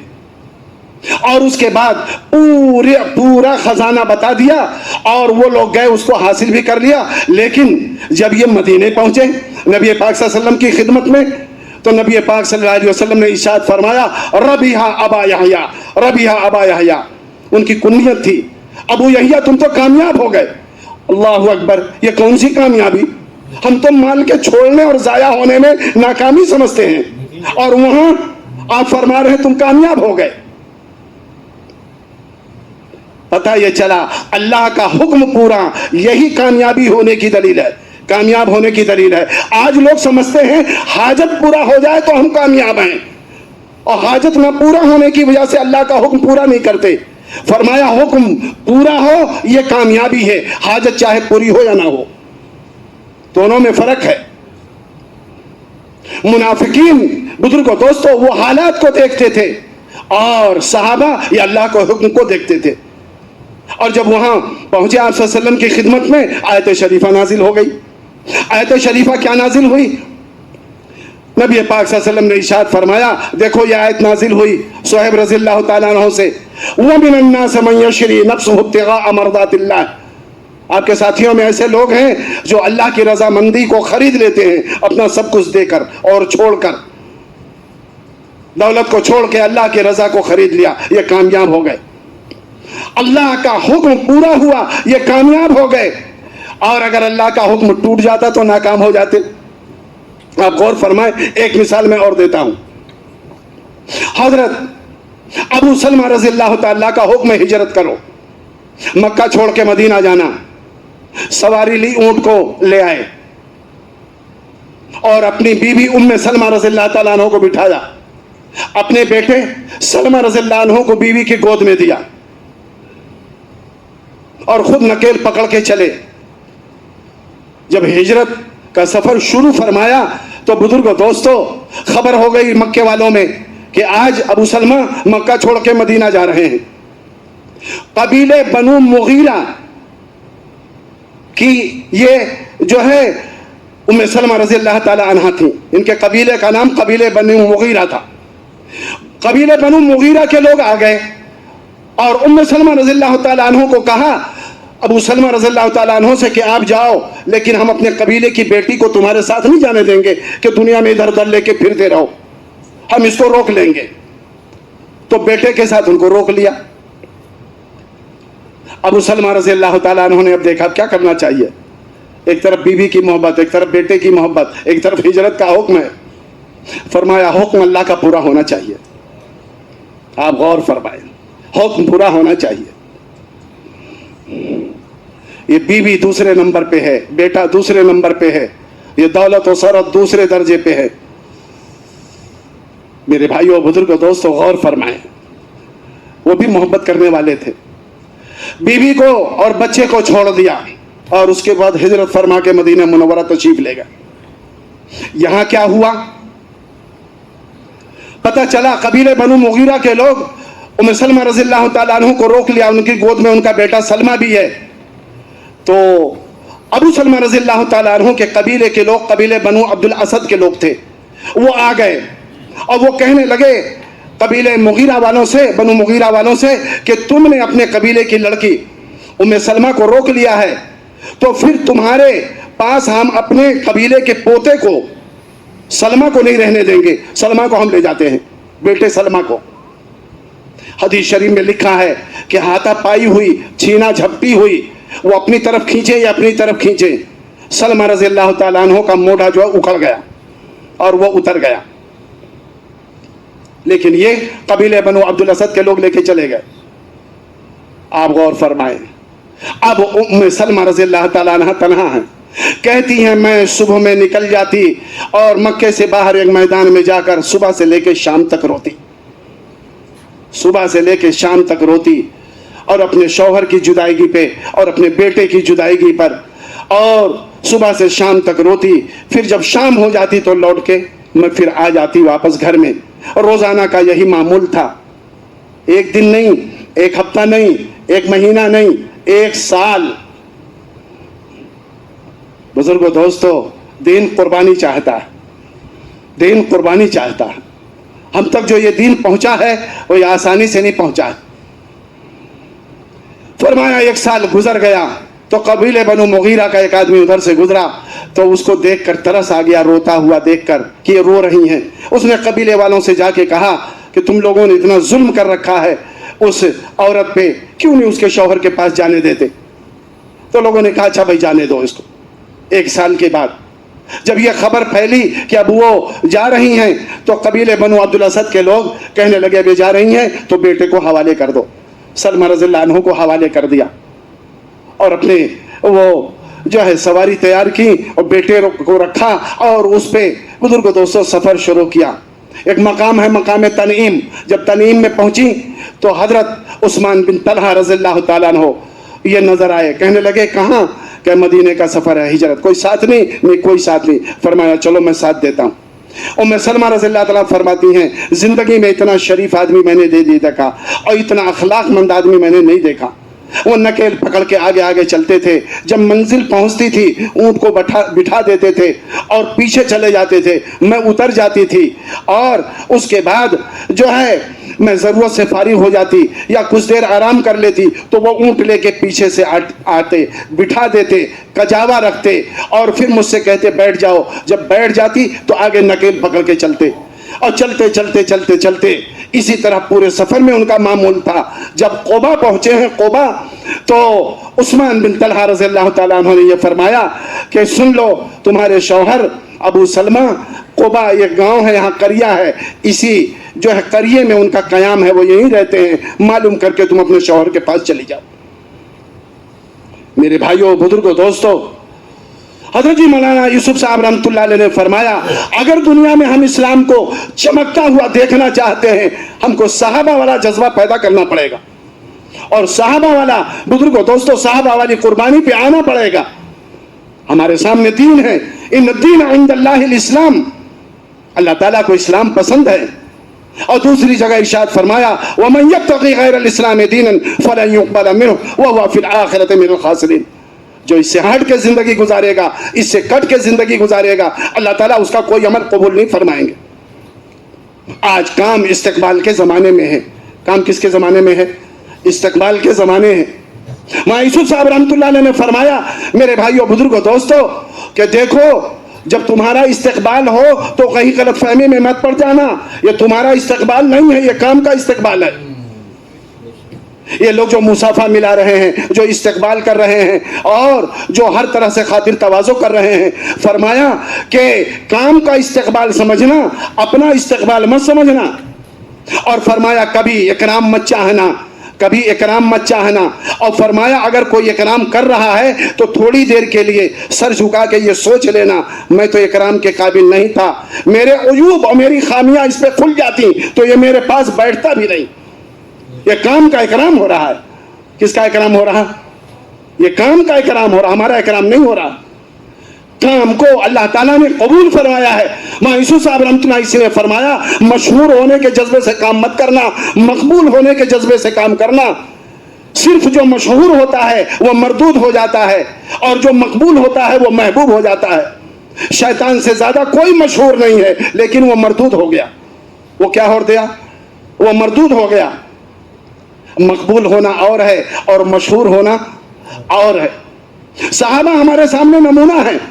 بزرگوں دوستو ہجرت کا حکم ادھر نازل ہوا، اللہ اکبر، ستایا جا رہا ہے اور جو ہے آپ کو اذیتیں دی جا رہی ہیں۔ کسی نے حضور پاک صلی اللہ علیہ وسلم کو قتل کرنے کا بیڑا نہیں اٹھایا، اگر بیڑا اٹھایا تو عمر بن خطاب رضی اللہ تعالیٰ عنہ نے اٹھایا۔ ابو جہل نے کہا 100 اونٹ انعام میں دوں گا، ان کا کام تمام کر دو۔ انہوں نے کہا کسی کو ضامن بناؤ، ایک کو ضامن بنایا، تیسرے کو ثالث بناؤ، ثالث بنایا۔ کہ ہاں 100 اونٹ دو گے؟ ہاں 100 اونٹ دوں گا۔ وہ چلے ننگی تلوار لے کر۔ بزرگوں دوستو 39ویں یا 40 آدمی تھے، یہ 40ویں آدمی۔ دار ارقم پہ دین کی محنت ہوتی تھی، اسی لیے ہمارے بڑے فرماتے ہیں کہ بعض ساتھی کہتے ہیں ہمارے ہم مسجد نہیں تو ہم کام کیسے کریں؟ فرمایا کام کے لیے مسجد ضروری نہیں ہے، کام کے لیے کسی کا گھر لے لو، کسی کا دالان لے لو، درخت کے نیچے کام کرو، خیمہ لگا لو، وہاں کرو۔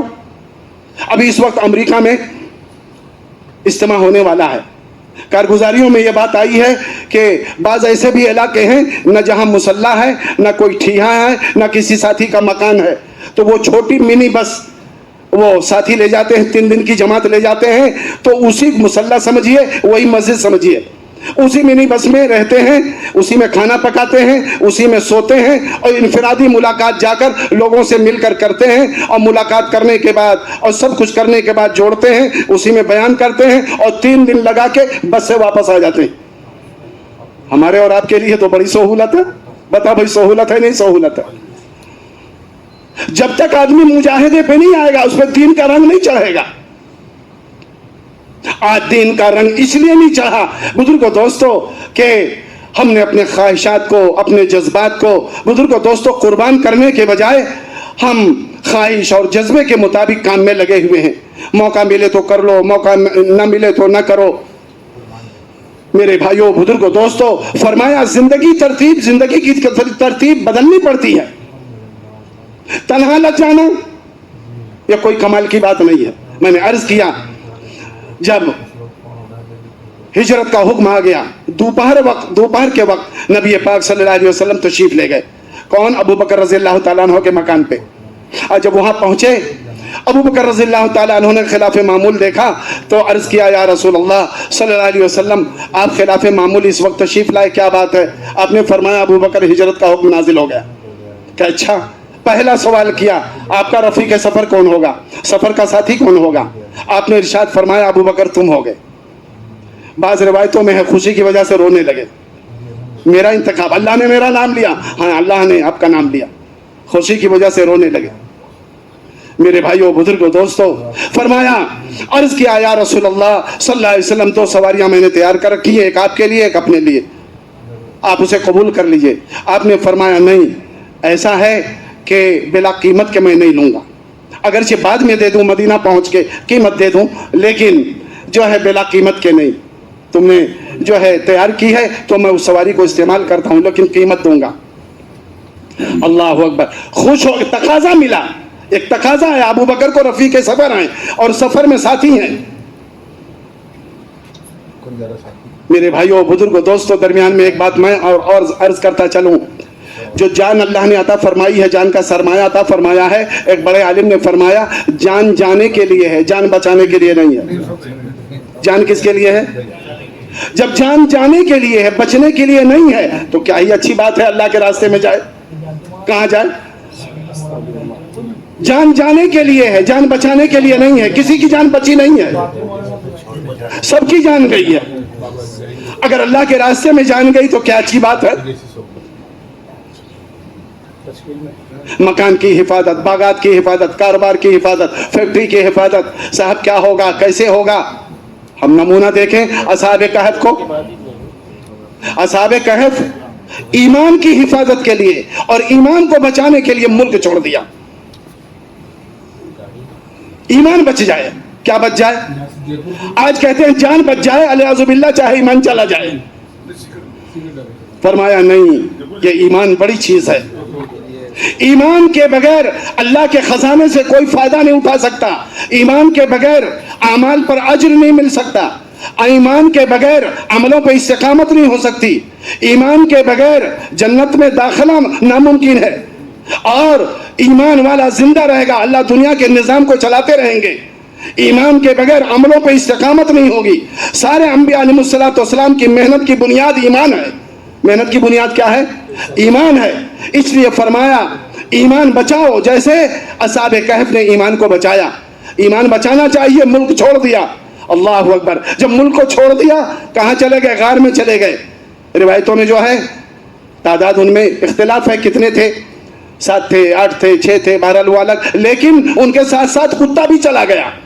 کتا جو جانوروں میں ذلیل ترین جانور سمجھا جاتا ہے, کلبہم باسط ذراعیہ بالوسیط, وہ بھی جا کے بازو پھیلا کے غار کے منہ پہ سویا. اللہ اکبر. اللہ نے اپنی قدرت کو دکھلایا. دونوں, آسمان و زمین کا بادشاہ اللہ ہے, آسمان و زمین کا شہنشاہ اللہ ہے. یہ پہاڑ اور سمندر اور بزرگوں دوستوں یہ ذرات اور یہ بزرگوں دوستوں جو ہے چھوٹی بڑی مخلوق, سب اللہ کی قدرت کے تابع ہے, اللہ کے حکم کے. اللہ نے دکھلایا ہے وہ ہوگا جو ہم چاہیں گے, اور وعدہ فرمایا دین کی محنت کے ساتھ ہماری مدد کا وعدہ ہے. کہاں ہاتھی, کہاں ابابیل, دونوں میں موازنہ ہے اور کوئی میں مقابلہ ہے. ابابیل پرندہ کتنا بڑا, ہاتھی کتنا بڑا جانور. لیکن اللہ نے فرمایا فجعلہم کعصف مأکول, ہم نے کھایا ہوا بھوسا بنا دیا. کرنے والی ذات کس کی ہے؟ کہاں نمرود اور کہاں لنگڑا مچھر, دونوں کا کوئی مقابلہ ہے. وہ بھی صحیح سالم مچھر نہیں, لنگڑا مچھر ناک میں گھسا کے نمرود کی ہلاکت اللہ نے جو ہے ہلاک فرما دیا. اندر جا کے کاٹتا تھا, اور اس کے بعد بزرگوں دوستوں جوتے لگواتا تھا. جب جوتے لگانا بند کر دیں لوگ تو پھر کاٹنے لگتا تھا. جوتے لگاتے لگاتے اس کو ہلاک کر دیا. وہ بڑی قدرت والا ہے, بڑی طاقت والا. سب سے بڑا ابو جہل, سب سے بڑا سردار مکے کا, لیکن 2 بچوں نے قتل کیا اسے. آپ کو تاریخ معلوم ہوگی, بخاری شریف کی حدیث ہے. جو چھوٹے بچوں نے قتل کیا, دوڑے ہوئے گئے, اس تک نہیں پہنچ سکتے تھے. ایک نے کہا, ایک صحابی سے پوچھا کہ بتاؤ ابو جہل کہاں ہے؟ کہ کیا کرو گے تم لوگ, چھوٹے بچے ہو. تو کہا ہم سنا حضور صلی اللہ علیہ وسلم کی شان میں وہ گستاخیاں کرتا ہے. میرے بھائیوں بزرگوں دوستوں, فرمایا وہ دیکھو گھوڑے پہ سوار ہے. دونوں دوڑے ہوئے گئے باز کی طرح, اور ایک نے گھوڑے پہ وار کیا, اور جب ابو جہل گرا تو دوسرے نے ابو جہل پہ وار کیا. کام تمام کر دیا. اللہ تعالیٰ دکھلانا چاہتے ہیں کہ یہ تو جس کو چاہیں ہم استعمال کر لیں, کرنے والی ذات میری ہے. کرنے والی ذات کس کی ہے؟ ہم اللہ کے سامنے اپنی اسکیم پیش کرتے ہیں, اللہ کے سامنے اپنا سسٹم پیش کرتے ہیں. چلو 5 مہینے کی تشکیل کر لینا, چلو دیکھا جائے گا. ابھی سسٹم میں لگے ہوئے ہیں, ابھی کچھ اسکیم میں لگے ہوئے ہیں. تھوڑا فیکٹری کا مسئلہ ہے, اور تھوڑے کارخانے کا مسئلہ ہے, اور تھوڑے ہمارے بزنس کا مسئلہ ہے. یاد رکھیں, دین مٹ رہا ہو اور دین کا تقاضا سامنے آ جائے اور ہم تقاضوں کو ٹھکرا دے, تو اللہ تعالیٰ ہماری اسکیموں کو, ہمارے سسٹموں کو فیل کر سکتا ہے. فرعون کی اسکیم نہیں چل سکی, اور شداد کی اسکیم نہیں چل سکی, اور قارون کی جو ہے اسکیم نہیں چل سکی. سب کا سسٹم اللہ نے فیل کر دیا. अगर इब्राहिम अलैहिस्सलाम को हुक्म फरमाया ऐ इब्राहिम अपने बेटे इस्माइल और हाजरा को खुशकी वादिये गैर ज़िज़रा में छोड़ दो, तो इब्राहिम अलैहिस्सलाम ने एतराज़ नहीं किया, अकल का दखल नहीं, छोड़ दिया। और जब छोड़ दिया तो बुजुर्गों दोस्तों अल्लाह ताला ने ज़मज़म का पानी जाहिर फरमा दिया। थोड़ा और इस्माइल बड़े हो गए, फरमाया अब ऐसा करो कि इस्माइल को मेरे नाम पे ज़बह करो। ज़बह करने के लिए छुरी चलाई और इस्माइल अलैहिस्सलाम को ज़बह करना चाहा। बुजुर्गों दोस्तों अल्लाह ने इस्माइल अलैहिस्सलाम की जगह जन्नत से दुम्बा भेजकर दुम्बे को ज़बह करवाया। कुर्बानी मांगते हैं, कुर्बानी लेते नहीं हैं। कुर्बानी मांगते हैं, कुर्बानी लेते नहीं हैं। अगर इब्राहिम अलैहिस्सलाम को बीवी और बच्चे को हुक्म फरमाया चटियल मैदान में डाल दो, तो मूसा अलैहिस्सलाम की वालिदा को हुक्म फरमाया तुम अपने बेटे मूसा को संदूक में रख के खुशकी में मत डालना, दरिया में डाल दो। खुशकी में वही हिफाजत करेगा, दरिया में वही हिफाजत करेगा। पालने वाली जात किसकी है? अल्लाह की है। जब तकाजे आमे तो बुजुर्गों दोस्तों आदमी को पीछे नहीं हटना चाहिए। तकाजे आमे तो पीछे नहीं हटना चाहिए, वो अल्लाह की तरफ से हैं। वरना मेरे भाइयों बुजुर्गों दोस्तों कितनी कारगुजारियां हैं। आज का नौजवान कष्टों में जाइए तो कहता है कि अभी हमारा मूड नहीं है। क्या नहीं है? मूड नहीं है। आप लोग चलो अभी बाद में मस्जिद में आ जाएंगे, पुराने से पुराने साथी की तश्कील की जाए तो कहते अच्छा देखा जाएगा, सुना जाएगा। 10 साल गुजर गए, कहते कहते 10 साल गुजर गए। बड़े आलिम ने मरकज में फरमाया अमले के अंदर और मजमे में फर्क होता है। मजमे की रियायत की जाती है, लेकिन 4-4 महीना लगाए हुए साथी ये मजमा नहीं है, ये अमला है। हुजूर पाक सल्लल्लाहु अलैहि वसल्लम ने खंदक के मौके पर एक रात ऐसी सख्त हवा चली और तारीकी और अंधेरा इतना कि आदमी को अपनी उंगली ना नजर आवे, और जबरदस्त हवा चल रही थी, लोग ठिठर रहे थे। आप तशरीफ ले गए, आपने पैरों की ठोकर से फरमाया हुज़ैफा उठो। हुज़ैफा रज़ियल्लाहु फरमाते हैं कि मैं एक चादर पहने हुए जमीन में चिमटा हुआ था, ऊपर लपेटने के लिए कोई कपड़ा नहीं था मेरे पास, मैं उठ गया। ये अमला थे, ये मजमा नहीं थे, ये अमला थे। अमला को हुक्म दिया जाता है ये काम करना है, ये करो, ये तकाजा आया है। उठ गए। अल्लाह के नबी सल्लल्लाहु अलैहि वसल्लम ने इरशाद फरमाया ए अल्लाह हुज़ैफा की आगे से, पीछे से, दाएं से, बाएं से, ऊपर से, नीचे इसकी हिफाजत फरमा। हुज़ैफा रज़ियल्लाहु फरमाते आपकी दुआ के बाद मैं ऐसा चल रहा था जैसे गर्मी में चल रहा हूं। और जब वहां गया तो उस जगह पहुंचा जहां अबू सुफियान अभी ईमान नहीं लाए थे रज़ियल्लाहु अन्हु, वहां लोग आग को सेक कर अपनी कमर पर लगा रहे थे और ये खबर आ रही थी चलो वापस चलो, चलो वापस चलो, जबरदस्त सर्दी। तो इन्होंने कहा अच्छा मौका है, कमांडर और बड़ा सरदार तो हमारे सामने है। अबू सुफियान के बारे में तीर निकाली, कमान में लगा दिया, काम तमाम कर दूं, न रहे बांस न बजे बांसुरी। लेकिन फौरन याद आ गया कि आपने इरशाद फरमाया था हुज़ैफा देख कर आना, कुछ करके मत आना। ये क्या है? कार नबूवत को मिजाज नबूवत से किया जाए। कार नबूवत को कैसे किया जाए? मिजाज नबूवत से किया जाए। और मिजाज नबूवत क्या है? वो ये है जैसे कहा जाए वैसे करो, जितना कहा जाए उतना करो, कुछ घटाओ बढ़ाओ मत। अल्लाह ताला माफ फरमावे, हम तो तावील करके घटा बढ़ा देते हैं और काम बिगड़ जाता है। काम क्या होता है? बिगड़ जाता है और दिल लोगों के फट जाते हैं। फिर नहीं, सबके सामने ही एक बात तय हुई है, सबके सामने मशवरे से बदलो, वरना साथी कहेगा कि कुछ उमूर का मशवरा तो ये तो सबके सामने कर लेते हैं और कुछ मशवरा ये छुपा लेते हैं, ये कम मशवरा हुआ। अब साथियों में बदगुमानी पैदा हो जाएगी। अल्लाह ताला हम सबकी हिफाजत फरमाए। कहने रख लिया मैं, लेकिन अबू सुफियान को एहसास हो गया कोई गैर आदमी है। फरमाया हर आदमी अपने आजू बाजू वाले का हाथ पकड़ के पूछे कौन है, कहां से आया है। तो हजरत हुज़ैफा रज़ियल्लाहु अन्हु बड़े होशियार थे, तो कहने लगे मैं जल्दी से एक का हाथ दाहिने पकड़ा, बाएं पकड़ा और मैंने खुद पूछा कि भाई तुम कौन हो, तुम कौन हो। और जब यही पूछने वाले हो गए तो इनसे कौन पूछे। जैसे बाद होशियार होते हैं ना तश्कील करने वाले, सबसे पहले कागज लेके खड़े हो गए, तो ये सबकी तश्कील कर रहे हैं, इनकी तश्कील कौन करे, तो बच गए। समझ रहे? बाहर आ गए वहां से। और जब आ गए तो रास्ते में फरिश्ता मिला, उसने कहा जाओ अपने नबी सल्लल्लाहु अलैहि वसल्लम को खबर कर दो 20 सवार कि अल्लाह ने उन लोगों का इंतजाम कर दिया। अल्लाह ने उन लोगों का इंतजाम, अल्लाह के खजाने में किसी चीज की कमी नहीं है। वो हमारी कुर्बानी को देखता है, हमारी मेहनत को देखता है, हमारी नीयतों को देखता है, हमारे जज्बात को देखता है, हमारी सदाकत को देखता है। हज़रत जी मौलाना यूसुफ साहब रहमतुल्लाह फरमाया करते थे ये काम सिर्फ और सिर्फ कुर्बानी से चलेगा, और ये काम बुजुर्गों दोस्तों जो है चालाकी और चालबाजी से नहीं चलेगा। अल्लाह ताला हम सब की हिफाजत फरमावे। فرمایا بہت سارے لوگ، معلیہ صاحب رحمۃ اللہ علیہ کا ملفوظ ہے کہ بہت سارے لوگ مجھ سے دور ہیں لیکن کام کے میدان میں ہیں تو دور رہ کے بھی مجھ سے قریب ہیں، اور بہت سارے لوگ وہ میرے قریب ہیں کام کے میدان میں نہیں ہیں تو وہ قریب رہ کے بھی مجھ سے دور ہیں، قریب رہ کے بھی مجھ سے دور ہیں۔ وہ بات رہ جائے گی، وہ بات میں عرض کر دوں۔ ابو بکر صدیق رضی اللہ تعالیٰ عنہ نے اب سفر ہجرت کا حکم آ گیا کہ شروع کرنا۔ اب دیکھ لیجئے ان کو مقام کیوں ملا اور ان کو مرتبہ کیوں ملا۔ متفقہ طور پر حضرت محمد صلی اللہ علیہ وسلم کے بعد پوری امت میں بزرگ دوستوں سب سے افضل اور اشرف ہیں۔ روایتوں میں ان کا ایمان ایک طرف رکھ دیا جائے اور پوری امت کا ایمان ایک طرف رکھ دیا جائے، ابو بکر رضی اللہ عنہ کا ایمان وزنی ہو جائے گا۔ کیا ہو جائے گا؟ وزنی ہو جائے گا۔ وجہ کیا ہے؟ اب یہ حکم آ گیا سفر ہجرت کا۔ ابو بکر رضی اللہ تعالیٰ عنہ نے فرمایا، بیوی کو بلایا اور بیٹی کو بلایا، اسماء رضی اللہ عنہ کو، بیٹے کو بلایا، غلام کو بلایا، سب کو بٹھایا۔ بزرگوں دوستو، فکر ہے، ایک جذبہ ہے، ایک سوچ ہے، تقاضا آیا ہے، اس تقاضے کو پورا کرنا ہے۔ بیوی سے فرمایا، بیوی تمہارا کام یہ ہے کہ تم کھانا پکا دینا، اور بیٹی سے کہا، بیٹی اسماء تمہارا کام یہ ہے کہ تم کھانے کو کپڑے میں باندھ کے غار ثور میں لانا، اور بیٹے سے کہا، بیٹا تمہارا کام یہ ہے کہ مکے کی دن بھر کی خبریں اور رپورٹیں لے کر غار ثور میں آ کے مجھ تک پہنچانا۔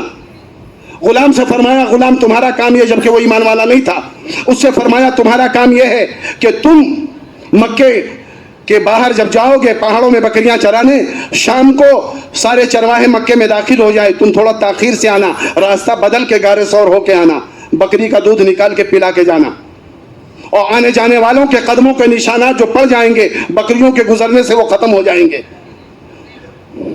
ہم تو کہتے ہیں بیٹے کو آزاد چھوڑ دو، بیوی کو آزاد چھوڑ دو، اور بزرگوں دوستوں لڑکی کو آزاد چھوڑ دو، غلام و مزدور کو آزاد چھوڑ دو، کفارے کے طور پر ہم کبھی کبھی چلا لگا لے، یہی بہت ہے۔ یہی کیا ہے؟ وہاں بہت نہیں ہے، سب کو کام پہ لگانا ہے۔ یہ کام زبان پہ نہیں ہے، کام دل پہ اترا ہوا ہے۔ یہ کام صرف علم میں نہیں ہے، یہ کام یقین میں اترا ہوا ہے۔ جب تک آدمی اس کام کے ذریعے دونوں جہان کی کامیابی اور سربلندی کا یقین نہیں کرے گا اور مسائل کا حق نہیں کرے گا، اس کا حل کا یقین نہیں کرے گا، بزرگوں دوستوں اس کام کو اور کاموں پہ ترجیح نہیں دے سکتا۔ ترجیح جب ہی دے گا جب سمجھے گا کہ واحد ایک راستہ ہے پوری دنیا کو بزرگوں دوستوں دعوت دے کر حضرت محمد صلی اللہ علیہ وسلم کے پاکیزہ تعلیمات پہ لانا ہے۔ آپ کی پاکیزہ تعلیمات اور آپ کی لائی ہوئی پاکیزہ شریعت، اسی پہ کامیابی ہے اور اسی پہ سرخ روئی ہے اور اسی پہ سربلندی ہے، اور اس کے لیے دین کی محنت ضروری ہے۔ اس کے لیے دین کی محنت۔ مولانا الیاس یوسف صاحب رحمۃ اللہ علیہ کا ملفوظ ہے، فرمایا جو اللہ کے حکم سے سبب کو چھوڑ نہیں سکتا وہ سبب میں رہ کر اللہ کا حکم پورا بھی نہیں کر سکتا۔ جو اللہ کے حکم سے سبب کو چھوڑ نہیں سکتا وہ سبب میں رہ کر اللہ کا حکم پورا بھی نہیں کر سکتا۔ فرمایا نبوت کی محنت تو بھائی بناتی ہے اور سیاست اور حکومت کی محنت تو پارٹی بناتی ہے۔ آج ایک پارٹی، کل دو پارٹی، جو ہے چلتے چلتے پارٹی میں پارٹی، پارٹی میں پارٹی۔ نبوت کی محنت میں پہلا سبق یہ ہے پریشانی اپنے لیے، آسانی دوستوں کے لیے، اور حکومت کی محنت میں پہلا سبق یہ ہے آسانی اپنے لیے، پریشانی دوسروں کے لیے۔ زمین و آسمان کا فرق ہے۔ حضرت محمد صلی اللہ علیہ وسلم کی پاکیزہ تعلیمات، وہ بزرگوں دوستوں اس تعلیمات پہ آنے کی وجہ سے امن قائم ہوگا، محبت قائم ہوگی۔ ایسا نسخہ دیا ہے، ایسا شاندار طریقہ اللہ کے نبی صلی اللہ علیہ وسلم نے دیا ہے کہ ہر آدمی کو چین مل جائے اور سکون مل جائے۔ ابو بکر رضی اللہ تعالیٰ عنہ نے کام سب کے ذمہ جو ہے لگایا، اور خود کیا چھٹی کی، چلو تم سب کرنا میری چھٹی، فرمایا نہیں، چھٹی نہیں ہے، میں تو ساتھ جاؤں گا آپ کے ساتھ۔ کہاں؟ میں غار ثور میں جاؤں گا، اور ہمیشہ کے لیے ہجرت کر کے جا رہا ہوں، ہمیشہ کے لیے، 4 مہینہ چلہ کے لیے نہیں، ہمیشہ کے لیے چھوڑ کے جا رہا ہوں میرے بھائیوں بزرگوں دوستوں۔ اور اس کے بعد تشریف لے گئے، جب غار ثور میں پہنچے سب کو کام پہ لگا دیا، سب کو کام بتا دیا۔ غار ثور میں پہنچے تو فرمایا یا رسول اللہ صلی اللہ علیہ وسلم آپ تو باہر تشریف رکھیں، میں اندر جاؤں صفائی کر دوں۔ غلام نبی نام رکھنے سے نبی کا کوئی غلام نہیں ہوتا، اور عاشق رسول لکھنے سے کوئی نبی کا عاشق نہیں ہوتا۔ عشق ایک اندر کی کیفیت ہے، آدمی کو بے چین کر دیتی ہے۔ اس کی ہر ادا پسند آتی ہے, اس کا ہر طریقہ پسند آتا ہے. میں تو عرض کیا کرتا ہوں بزرگوں دوستو, حضرت محمد صلی اللہ علیہ وسلم کی غلامی میں چل کر لوگوں نے ترقی کی ہے, اور حضرت محمد صلی اللہ علیہ وسلم کی سنتوں اور طریقوں کو چھوڑ کر لوگ رسوا اور ذلیل ہوئے ہیں, اور رسوا اور ذلیل ہوں گے, ترقی نہیں کر سکتے. عطار ہو, رومی ہو, رازی ہو, غزالی ہو, کچھ ہاتھ نہیں آتا بے آہ سحرگاہی. امام غزالی رحمت اللہ علیہ یا سرکار دو عالم صلی اللہ علیہ وسلم کی غلامی میں ان کو مقام ملا. جنید بغدادی کو آپ کی غلامی میں مقام ملا. خواجہ معین الدین چشتی اجمیری کو آپ کی غلامی میں مقام ملا. نظام الدین اولیاء رحمت اللہ علیہ کو آپ کی غلامی میں مقام ملا. حضرت علاء الدین علی احمد صابر کلیری رحمت اللہ علیہ کو آپ کی غلامی میں مقام ملا. اور اسی طریقے سے بزرگوں دوستو جتنے بھی اہل اللہ گزرے ہیں وہ سب کو حضرت محمد صلی اللہ علیہ وسلم کی غلامی میں یہ مقام ملا. ہم نبی کا طریقہ چھوڑ کر اور نبی کی لائی ہوئی محنت چھوڑ کر اور نبی کا دین چھوڑ کر ہم سکون حاصل کرنا چاہتے ہیں. یہ خیال است و محال است و جنو است, یہ خیال ہے, پاگل پن کی بات ہے. آج امریکہ اور یورپ کی تہذیب آج کا مسلمان اپنا رہا ہے, نقل کر رہا ہے. عورتوں سے متعلق ایک بات میں عرض کر دوں, اللہ کے نبی صلی اللہ علیہ وسلم نے ارشاد فرمایا کہ ایسی عورت سے شادی کرو جو زیادہ بچے جننے والی ہو. تزول الودود الولود, محبت بھی کرنے والی ہو اور بچہ بھی, پہلے اس کے پیچھے سے نسل دیکھو. مفسرین نے لکھا ہے عورت کو اللہ نے پیدا کیا ہے, تخلیق فرمائی ہے بچہ جننے کے لیے. کس کے لیے؟ تاکہ دنیا باقی رہے, اولاد, دنیا کا نظام چلے. اور آج یورپی تہذیب اس طرح غالب آ رہی ہے کہ امریکہ یورپ کو چھوڑ دیجئے, ہمارے ہندوستان کے اندر بزرگوں دوستوں جو عورتیں اور تھوڑا سا پڑھی لکھی ہیں بزرگوں دوستوں بچہ جننے کے لیے تیار نہیں ہیں اور دودھ پلانے کے لیے تیار نہیں ہیں.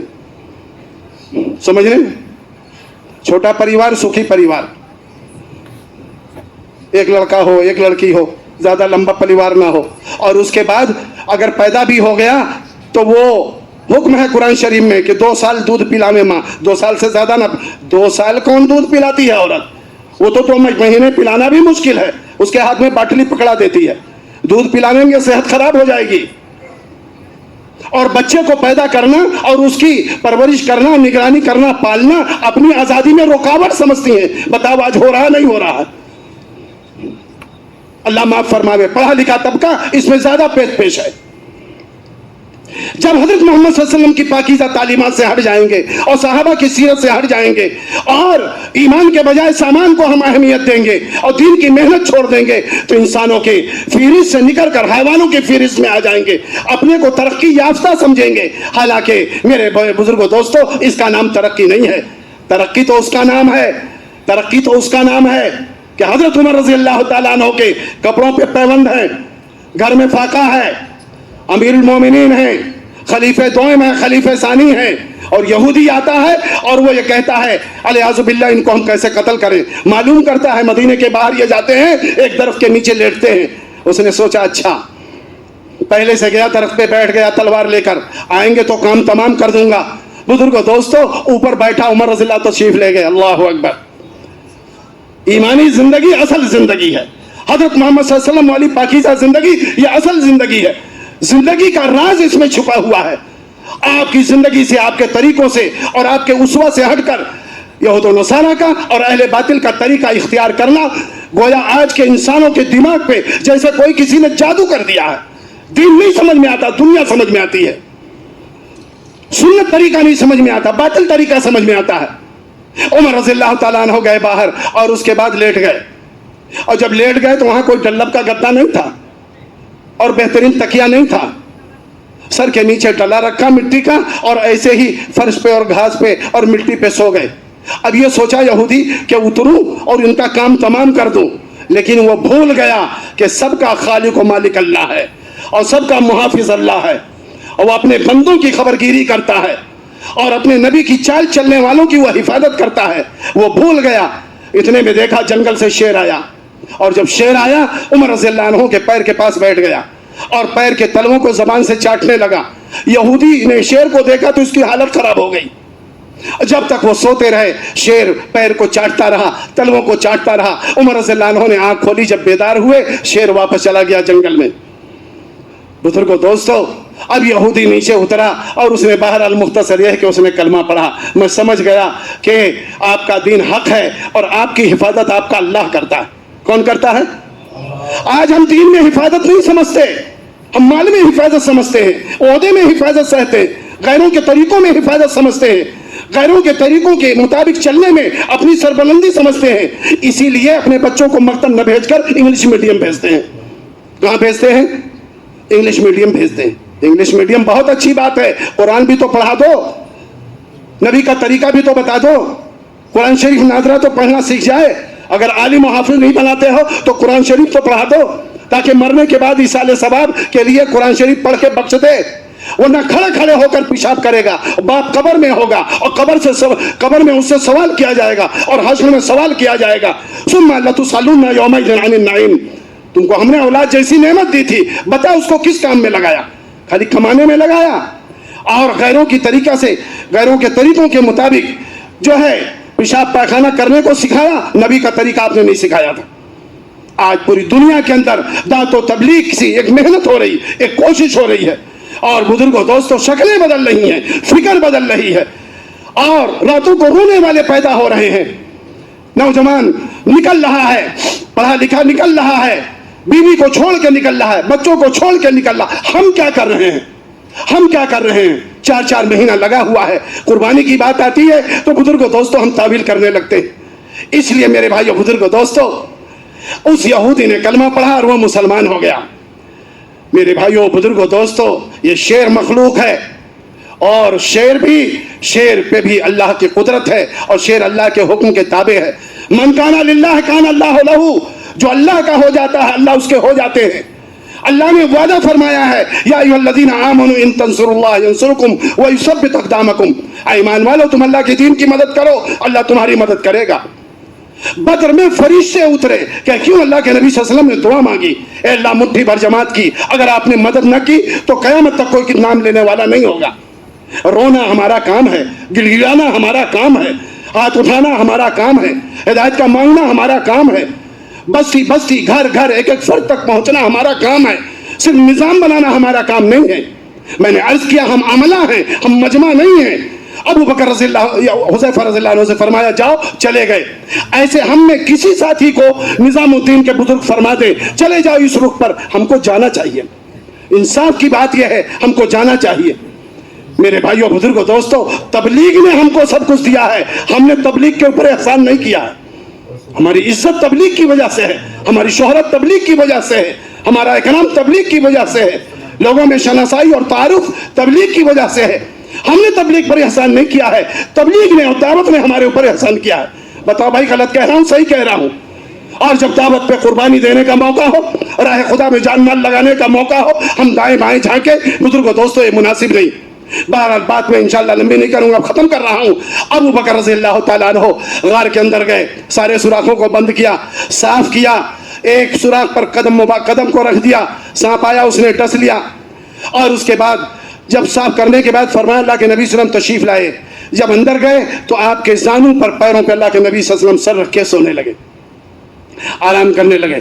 لیکن جب سانپ کے ڈسنے کی وجہ سے پیر میں درد ہوا اور تکلیف ہوئی تو آنسو گرے. ہلایا تو نہیں پیر کو, اللہ اکبر, ہلایا نہیں پیر کو کہ آپ کو جو ہے کوئی تکلیف نہ پہنچ جائے, اور آپ آنکھ بند کیے ہوئے آرام فرما رہے ہیں. تو لیکن اب درد کی وجہ سے آنکھ سے آنسو کا قطرہ گرا تو چہرے انور پر پڑا. آپ نے آنکھ کھولی, فرمایا ابو بکر کیا ہوا؟ کہ یا رسول اللہ صلی اللہ علیہ وسلم سانپ نے ڈس لیا. فرمایا گھبراؤ نہیں. آپ نے آیت شریفہ تلاوت فرمائی اور اس کے بعد لعاب مبارک لگایا, دم فرمایا, اللہ نے صحیح فرما دیا. غار ثور میں 3 رات رہے. کتنے رہے؟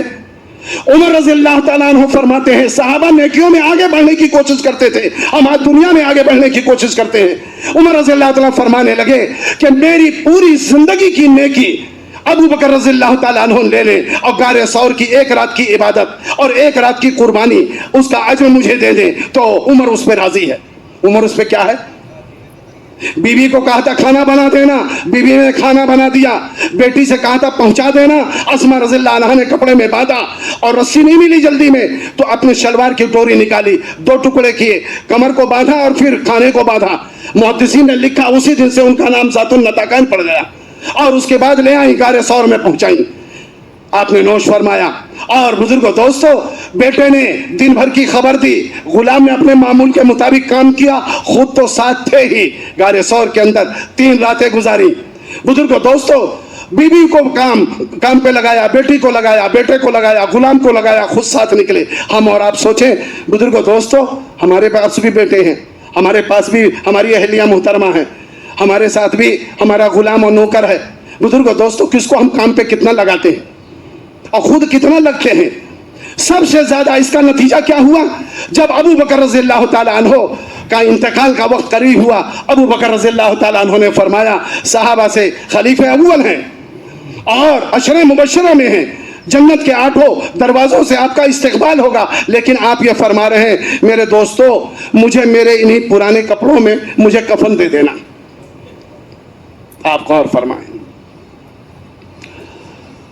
یہ دل و جگر کی بات ہے، سمجھ رہے؟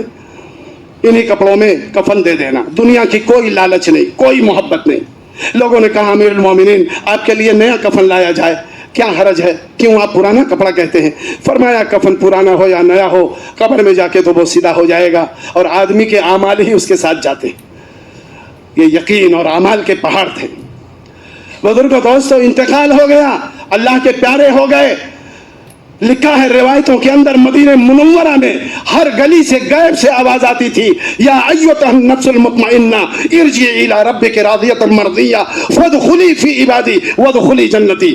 فرمایا کس کی شان میں ہے؟ کہ ابو بکر صدیق رضی اللہ عنہ کی شان میں جنت کی خوشخبری دی جا رہی۔ مقام آسانی سے نہیں ملتا، مرتبہ آسانی سے نہیں ملتا، بزرگوں دوستو قربانی دینی پڑتی۔ سب سے پرانے ابو بکر رضی اللہ عنہ ہیں، دوسرے نمبر کے پرانے عمر رضی اللہ عنہ ہیں، تیسرے نمبر کے پرانے عثمان رضی اللہ عنہ ہیں، علی رضی اللہ تعالیٰ عنہ۔ سب کی قربانی کو دیکھ لیجیے، جذبہ فاروقی دیکھیے اور جذبہ صدیقی دیکھیے، جذبہ عثمانی کو دیکھیے، جذبہ علی کو دیکھ لیجیے۔ ایک جو ہے پہلوان کو پچھاڑا، سینے پہ بیٹھ کے سر قلم کرنے لگے، اس نے تھوک دیا، اور جب تھوک دیا تو اٹھ کے کھڑے ہو گئے۔ کیسا اپنے اوپر کنٹرول تھا، کیسا اپنے اوپر بزرگوں دوستو وہ اپنے اوپر اختیار تھا اور قابو کیے ہوئے تھے۔ کیا ہوا؟ چھوڑ دیا کہ پہلے قتل کر رہا تھا اللہ کے لیے۔ کس کے لیے؟ اللہ کے لیے۔ اب اگر قتل کروں گا تو میرا نفس اس میں شامل ہو جائے گا کہ میں نے غصے میں قتل کر دیا ہے، تو میں یہ نہیں چاہتا کہ نفسانیت کے ساتھ کوئی عمل کرے۔ اللہ اکبر، مثال ہے۔ اللہ معاف فرماوے، ہمارا تو ہر عمل نفسانیت کے ساتھ ہے۔ بس سب کو نہیں، میں تو اپنی ذات کو سامنے رکھ کے عرض کر رہا ہوں۔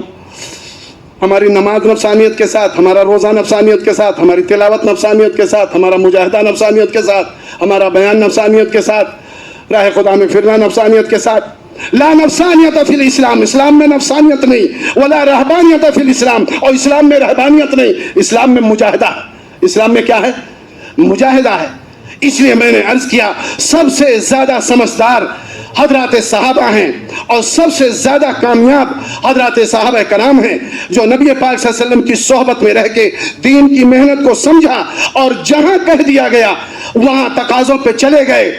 اَيَنْقُصُ الدِّينُ وَأَنَا حَيٌّ، دین میں کمی آ جائے ابو بکر زندہ رہے، ایسا نہیں ہو سکتا۔ آخری بات یہ عرض کر رہا ہوں، ہر شعبے کے لیے حضرت نبی پاک صلی اللہ علیہ وسلم کی ذات گرامی نمونہ ہے، دنیا کے ہر شعبے والوں کے لیے۔ اور میں نے لکھا ہے کتابوں میں، اگر کوئی بچہ ہے تو دائی حلیمہ اور حلیمہ سعدیہ کے گود میں رہنے والے بچے حضرت محمد صلی اللہ علیہ وسلم کو دیکھے، اور اگر کوئی چرواہا ہے تو مکے کے چرواہے حضرت محمد صلی اللہ علیہ وسلم کو دیکھے، اور اگر کوئی جوان ہے تو بزرگوں دوستو مکے کے جوان حضرت محمد صلی اللہ علیہ وسلم کی ذات گرامی پہ نظر کرے۔ اگر کوئی فاتح ہے تو بدر اور حنین کے فاتح اور سپہ سالار حضرت محمد صلی اللہ علیہ وسلم کو دیکھے، اور کسی نے شکست کھائی ہے تو غزوہ احد میں شکست کھانے والے حضرت محمد صلی اللہ علیہ وسلم کی زندگی کو پڑھے، اور اگر کوئی بزرگوں دوستو صلح کرنے والا ہے تو صلح حدیبیہ میں صلح کرنے والے حضرت محمد صلی اللہ علیہ وسلم کی زندگی کو پڑھے، اور اگر کوئی بزرگوں دوستو وائز اور خطیب ہے تو مسجد نبوی کے خطیب اور وائز حضرت محمد صلی اللہ علیہ وسلم کو دیکھے، اور اگر کوئی وہ بی بی کا شوہر ہے تو حضرت خدیجہ الکبریٰ اور عائشہ صدیقہ رضی اللہ عنہا کے شوہر حضرت محمد صلی اللہ علیہ وسلم کو دیکھے، اور اگر کوئی بزرگوں دوستو صاحب اولاد ہے تو وہ حضرت فاطمہ رضی اللہ عنہا اور حسنین رضی اللہ عنہ کے نانا جان کے حال کو پڑھے۔ اور اگر کوئی بزرگوں دوستو جو ہے معلم ہے تو پھر اصحاب صفہ کو صفہ چبوترے پر معلم قدس حضرت محمد صلی اللہ علیہ وسلم کو دیکھے. اگر کوئی متعلم ہے تو جبریل امین کے سامنے حضرت محمد صلی اللہ علیہ وسلم دو زانو بیٹھے ہوئے ہیں اور دین کے بارے میں بات ہو رہی, آپ صلی اللہ علیہ وسلم کو دیکھے. اگر کوئی یتیم ہے تو حضرت عبداللہ اور بی بی آمنہ کے نور نظر اور لخت جگر یتیم حضرت محمد صلی اللہ علیہ وسلم کو دیکھے. کون سا شعبہ ہے جس شعبے میں آپ صلی اللہ علیہ وسلم کی رہبری موجود نہیں, اور آپ صلی اللہ علیہ وسلم ہمارے لیے نمونہ نہیں ہے. لیکن شرط یہ ہے کہ ہم حیات الصحابہ پڑھتے نہیں. حضرت فرماتے حیات الصحابہ پڑھو, پرانے ساتھی ہمارے حیات الصحابہ پڑھیں, وہاں یوسف صاحب رحمۃ اللہ علیہ کے بیانات پڑھیں, وہاں الیاس صاحب رحمۃ اللہ علیہ کے ملفوظات پڑھیں. اور میرے بھائیوں بزرگوں دوستوں, ہم سوچیں ہمارے لیے جو نمونہ ہے وہ صحابہ اور حضرت محمد صلی اللہ علیہ وسلم کی پاکیزہ زندگی ہے. دین کے تقاضوں پہ جو جتنا قدم اٹھائے گا اور جو جتنا آگے بڑھے گا اور اپنے عملوں میں اخلاص پیدا کرے گا. آخری بات یہ کر دوں, ایک بڑے عالم بنگلے والی مسجد میں فرمانے لگے, دیکھو الف کے زبر کے ساتھ اخلاق اور الف کے زیر کے ساتھ اخلاص. اخلاص اللہ دیکھتا ہے, اخلاق بندے دیکھتے ہیں. اخلاص بھی بناؤ, اخلاق بھی بناؤ. اللہ اخلاص والا عمل پسند کرے گا, اور دنیا میں بندے لوگوں کے اخلاق کو دیکھتے ہیں, وہ عبادت کو نہیں دیکھیں گے. نماز, روزہ, حج, زکات کیسی اخلاق پیش کرو, اخلاق حسنہ. صحابہ نے پہلے کھلایا بعد میں کھائے, پہلے پلایا بعد میں پیے, آنے والے مہمانوں کو سلایا اور خود بلا بستر کے سوئے. کہ کون؟ صحابہ رضوان اللہ تعالی علیہم اجمعین. حضرت محمد صلی اللہ علیہ وسلم کی پاکیزہ تعلیمات پر اور صحابہ کی طرز زندگی پر دیکھو, یہ زندگی جنت کا نمونہ بن جائے گی. بزرگوں دوستو, اس لیے ہمارے سامنے صحابہ رضوان اللہ تعالی علیہم اجمعین ان کی زندگیاں نمونہ ہیں. جو بھی تقاضا آیا, جیسا بھی تقاضا آیا, صحابہ کھڑے ہوئے اور اپنے ذات سے ان تقاضوں کو پورا کیا.